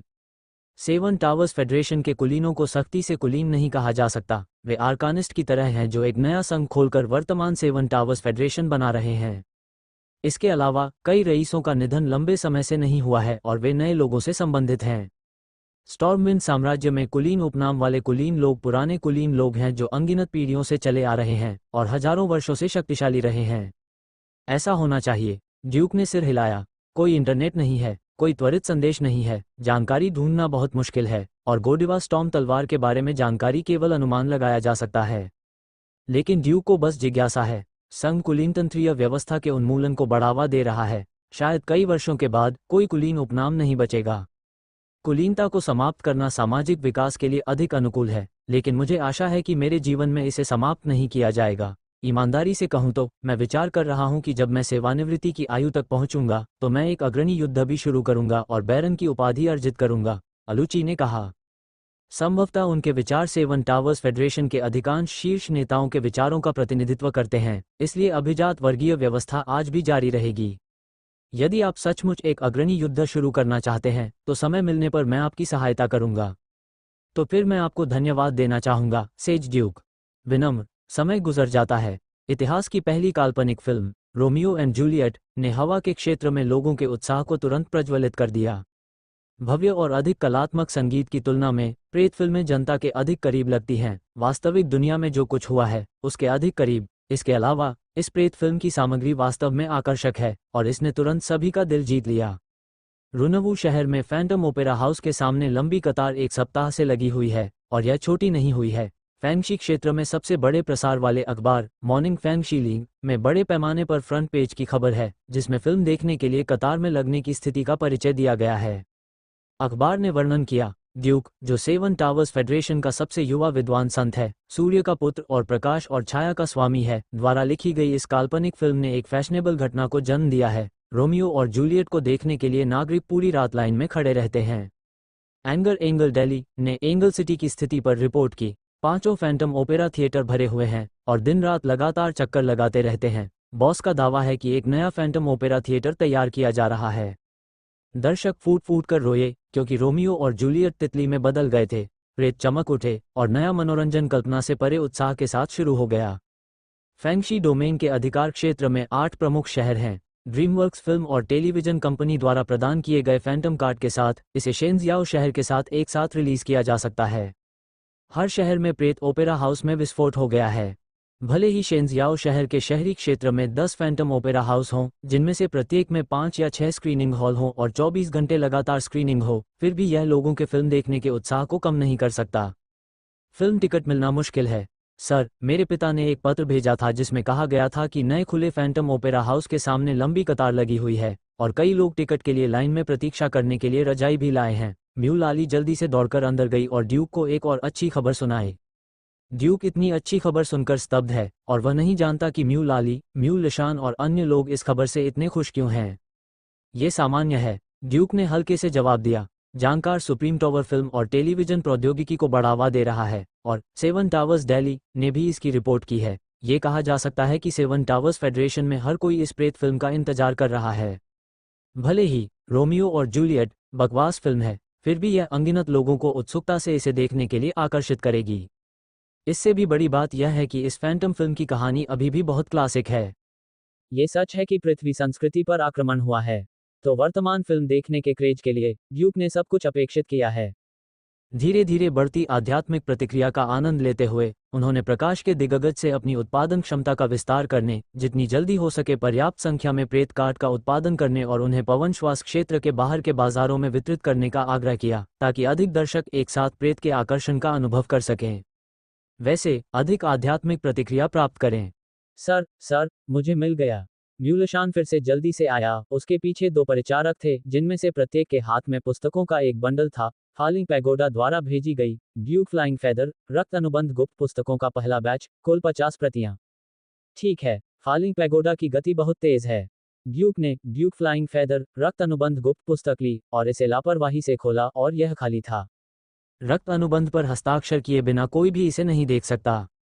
ये बिल्कुल सही है। आप इन्हें ले जाए और रक्त अनुबंध की गुप्त पुस्तकों के इस बैच को वितरित कीजिए। मेरी गार्ड नाइट टीम 1 प्रति वितरित करेगी। मेज टॉवर की गश्ती नाइट टीम 10 प्रतियां वितरित करेगी और उन्हें कैप्टन हरडोस को सौंप देगी। ब्लैक स्नैक फैमिली को अन्य 10 प्रतियां भेजकर उन्हें अंकल मुहास को सौंप देगी। ठीक है सर, म्यूलिशान ने सिर हिलाया और बात लिख ली। अभी भी कुछ किताबें बची हुई हैं। अभी भी 20 किताबें बची हुई हैं। इस तरह आप किसी को महान रहस्यमय जादूगरों को एक भेज सकते हैं, बाकी सभी को ब्रोकन स्वॉर्ड मर्सिनरी ग्रुप को भेज दिया जाता है और जिन्ह को महान शूरवीरों को वितरित करने के लिए सौंप दिया जाता है। ड्यूक ने बारिश और ओस को साझा करने का फैसला किया। उसी समय उसने किताबों के ढेर से एक और किताब निकाली। ये पुस्तक शिक्षक सुक्तारा को स्मृति स्वरूप दी जाएगी। इसे उनकी पहली प्रकाशित पुस्तक माना जा सकता है। संध्या। सुक्तारा मैच टॉवर अभी भी उज्ज्वल रूप से प्रकाशित है और अनगिनत प्रयोगशालाओं में शोधकर्ता अभी भी कड़ी मेहनत कर रहे हैं, विभिन्न नई प्रौद्योगिकियों के साथ प्रयोग कर रहे हैं। टॉवर 2 के समतल तल में विवियन पसीना बहा रही है और ड्यूक फेदर का अभ्यास कर रही है। ये सिर्फ इतना है कि यह लड़ाई क्यूई मार्शल आर्ट बहुत कठिन है। वह बुनियादी प्रविष्टि भी नहीं कर सकती है। वह केवल एक के बाद एक कोशिश कर सकती है और विफलता में समाप्त हो सकती है। विवियन, तुम्हारे पास इस मार्शल आर्ट में निपुणता हासिल करने का कौशल नहीं है। ड्यूक सोफे से उठ खड़ा हुआ। मेरी प्रतिभा बहुत कमजोर है महाराज, विवियन ने अनिच्छा से कहा। इससे कोई फर्क नहीं पड़ता कि तुम प्रतिभाशाली हो या नहीं, तुम्हें सिखाने के लिए बस एक प्रसिद्ध शिक्षक की जरूरत है। ड्यूक ने कहा, एक टिश्यू निकाला और उसके माथे से पसीना पोंछते हुए कहा, जाओ नहा लो। नहाने के बाद मेरे कमरे में आओ और मैं तुम्हें सिखाऊंगा कि अपनी नाराजगी कैसे जाहिर करनी है। ये सुनकर विवियन अपने होठों को बंद किए बिना न रह सकी। हाँ मेरे प्रभु। कमरे में पहुंचने के बाद ड्यूक ने वास्तव में उस पर निशाना साधना शुरू कर दिया। उसका शरीर उसके शरीर से सट गया और रहस्यमय हथियार का हाथ अनगिनत तंतुओं में बदल गया और उसके शरीर में घुस गया। मेरे रहस्यमयी हाथ के मार्गदर्शन का पालन करो और लड़ने की भावना को मुक्त करने की भावना को याद रखो। ठीक है, विवियन ने हौंकते हुए कहा। एक गंभीर है पढ़ाने को लेकर और दूसरा गंभीर है सीखने को लेकर। समय तेजी से बीतता जा रहा है और सीखने की प्रगति भी तेजी से हो रही है। जियाई ड्यूक के अलावा किसी अन्य चीज में हस्तक्षेप नहीं कर सकती, लेकिन केवल ड्यूक के सैनहाई को ही प्रभावित कर सकती है। हालांकि ये ड्यूक को एक माध्यम के रूप में उपयोग कर सकता है ताकि वह काम पूरा हो सके जिसे जियाई रहस्यमय हथियार के हाथों से पूरा नहीं कर सकता। सिद्धांत लड़ाई की आत्मा होलोग्राफिक स्क्रीन के समान है। शियाई सूचना प्रदान करती है और ओशो सूचना प्राप्त करता है और उसे क्रियान्वित करता है। मनोरंजक और मनोरंजक, कैसा अद्भुत है पवित्र शहर ओफा। एक नया फैंटम ओपेरा हाउस जमीन से ऊपर उठ गया है और थिएटर गेट के सामने स्लाइड कार्ड प्रचार पोस्टर पर रोमियो और जूलियट के दृश्य बार बार दिखाए जा रहे हैं। अगर हम कुछ समय पहले की बात करें तो थिएटर के प्रवेश द्वार पर हमेशा लंबी कतार लगी रहती थी। इसलिए आज थिएटर के प्रवेश द्वार पर लोगों की भारी भीड़ है। पुरुष और महिलाएं अखबार और पोस्टर पकड़े हुए किसी चीज की प्रतीक्षा कर रहे हैं। समय सुबह के 10 बजे हैं। दूर से एक उड़ता हुआ शटल आया और थिएटर द्वारा भेजे गए घुड़सवारों ने तुरंत भीड़ को अलग कर दिया और उड़ते हुए शटल को थिएटर के प्रवेश द्वार पर रुकवा दिया। तभी कार का दरवाजा खुला और उसमें से कुछ युवक युवतियां बाहर निकले। एक क्षण में भीड़ ने जोरदार जयकारा लगाया। Romeo, Juliet. रोमियो और जूलियट, युवा पुरुष और महिलाएं उत्साह से कांप रहे थे, अपनी भुजाओं को जोर जोर से हिला रहे थे। थिएटर के चारों ओर जयकारे लगाती भीड़ का जवाब दे रहे थे। उनका रूप थिएटर के प्रवेश द्वार पर स्लाइड कार्ड पोस्टर पर रोमियो और जूलियट जैसा ही है और वे स्पष्ट रूप से पुरुष और महिला नायक हैं। कुछ ही दूरी पर मैं शेंजियाओ शहर से पवित्र शहर अल्फा में फैंटम ओपेरा हाउस में दर्शकों की बैठक में भाग लेने के लिए आया था। ये ड्रीमवर्क्स फिल्म और टेलीविजन कंपनी की प्रचार रणनीति है। ड्यूक ने इसे यूं ही बता दिया था और इसे ड्रीमवर्क्स के प्रमुख गिलिस ने अंजाम दिया। केवल इतना ही नहीं, और अन्य नायक और नायिकाएं पवित्र शहर आर्कन में दर्शकों से मिलने के बाद प्रेत काट के परिवहन के साथ अन्य क्षेत्रों में दर्शकों से मिलना जारी रखेंगे। आप लोग पहले से ही बड़े स्टार हैं।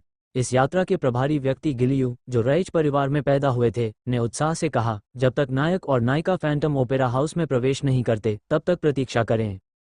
उसने खिड़की से बाहर देखा और कहा, इस भीड़ को देखो, ये पवित्र शहर ओफा है और यहाँ रहने वाले सभी लोग शक्तिशाली और ताकतवर लोग हैं, लेकिन वे अभी भी तुम्हारे लिए पागल हैं, रोमियो और जूलियट के दीवाने। मैं वास्तव में यहाँ रहना चाहती हूँ। अल्फा का पवित्र शहर बहुत सुंदर है, नायिका ने अचानक कहा। गिग्लियो के चेहरे के हाव भाव तुरंत बदल गए। अपना अनुबंध मत भूलना। क्या तुम एक काल्पनिक फिल्म में काम करने के बाद अपना नाम भूल गए हो? माफ कीजिए निर्देशक गिग्लियो, टीना का यह मतलब नहीं था। अभिनेता ने बात को शांत किया। गिग्लियो ने सिर हिलाया और कहा, यह बेहतर नहीं है टीना। टॉम, आपको याद रखना चाहिए कि ड्रीमवर्क्स ने आपको स्टार बनने का मौका दिया था मुझे नहीं पता कि श्रीमती किरिया ने आपके साथ केवल 5 साल का अनुबंध क्यों किया और मुझे आजीवन अनुबंध पर हस्ताक्षर करना चाहिए। टीना ने अपना सिर घुमाया और धीमी आवाज में कहा, ये श्रीमती काइलिया की दयालुता है। मास्टर किरिया दयालु हैं, बेशक, वे आप जैसे छोटे लोगों के प्रति बहुत दयालु हैं, इसलिए उन्होंने 5 साल तक ईमानदारी से काम किया। 5 साल बाद, यह आपकी स्वतंत्रता है कि आप दोनों जो करना चाहते हैं, करें, लेकिन अब, दूसरे विचारों को जन्म न दें। गिग्लियो ने पुरुष और महिला नायकों को आगे बढ़ाया और उन्हें कई प्रलोभनों का सामना करना पड़ा। टीना और टॉम बहुत सुंदर और आकर्षक नहीं हैं, लेकिन रोमियो और जूलियट के जुड़ने से उनके बहुत सारे प्रशंसक हो गए हैं। यहाँ तक कि कुछ रहस्यवादी भी हैं जो टीना को अपने पास रखना चाहते हैं। टीना को भी एक से अधिक बार स्थानांतरित किया गया था तथा अनुबंध की बाध्यताएं भी थीं, इसलिए उसने सहमत होने का साहस नहीं किया। टॉम अधिक समझदार थे और उन्होंने उत्तर दिया, निर्देशक गिग्लियो, कृपया आश्वस्त रहें कि टीना और मैं निश्चित रूप से आपकी व्यवस्था का पालन करेंगे और इस बैठक दौरे में अच्छा काम करेंगे। पिछले 5 वर्षों में हम ड्रीमवर्क्स के लिए भी गंभीरता से फिल्मांकन करेंगे। टॉम, तुम एक होशियार आदमी हो। गिग्लियो मुस्कुराया, चलो, स्क्रीनिंग रूम में चलते हैं और असली बड़े शख्स से मिलते हैं। टीना ने पीछे मुड़कर कहा, क्या ये लॉर्ड ड्यूक जैसा कोई बड़ा आदमी है? वे भी हमारे प्रदर्शन में आएंगे? गिग्लियो ने व्यंग्य किया, तुम क्या सोच रही हो, मूर्ख महिला? केवल लॉर्ड ड्यूक का नाम ही इन बड़े लोगों को प्रेत फिल्म देखने के लिए फैंटम ओपेरा हाउस में आने के लिए प्रेरित कर सकता है। ये तुम और टॉम नहीं हो। सपने देखना बंद करो, ठीक है? तुम्हें कैसे पता? यह मेरे और टॉम के बारे में नहीं है। टीना ने मन ही मन कोसा। गिग्लियो द्वारा तत्काल धक्का दिए जाने पर वह और टॉम पर्दे के पीछे से निकलकर सीधे बड़े मंच पर आ गए। प्रकाश नीचे आया और उस पर और टॉम पर केंद्रित हो गया। ऊपर देखने पर मैंने रहस्यमयी वस्त्र पहने रहस्यमयी जादूगरों के एक समूह को देखा जो बातें कर रहे थे और हंस रहे थे। उन्होंने उसके और टॉम के आने पर कोई सकारात्मक प्रतिक्रिया नहीं दी, केवल कुछ इशारे और हंसी की आवाजें ही निकालीं। दरअसल, दर्शकों में बैठे लोग मजाक कर रहे थे। ये प्रेत हाल ही में बहुत लोकप्रिय रहा है। ईमानदारी से कहूं तो, इसे टॉम शी ने आमंत्रित नहीं किया था। मेरे पास वास्तव में इसे देखने का समय नहीं है। ये किस बारे में बात कर रहा है? ये लगभग एक मंचीय नाटक जैसा है। 2 कुलीन परिवारों की शिकायतें और नफरतें, पुरुषों और महिलाओं के बीच प्रेम, आदि। मेरी पत्नी मुझसे इसे देखने का आग्रह कर रही है। उसने इसे कई बार देखा है और इसे देखने के बाद रोई भी है, लेकिन वह नहीं जानती कि इसमें क्या आकर्षण है।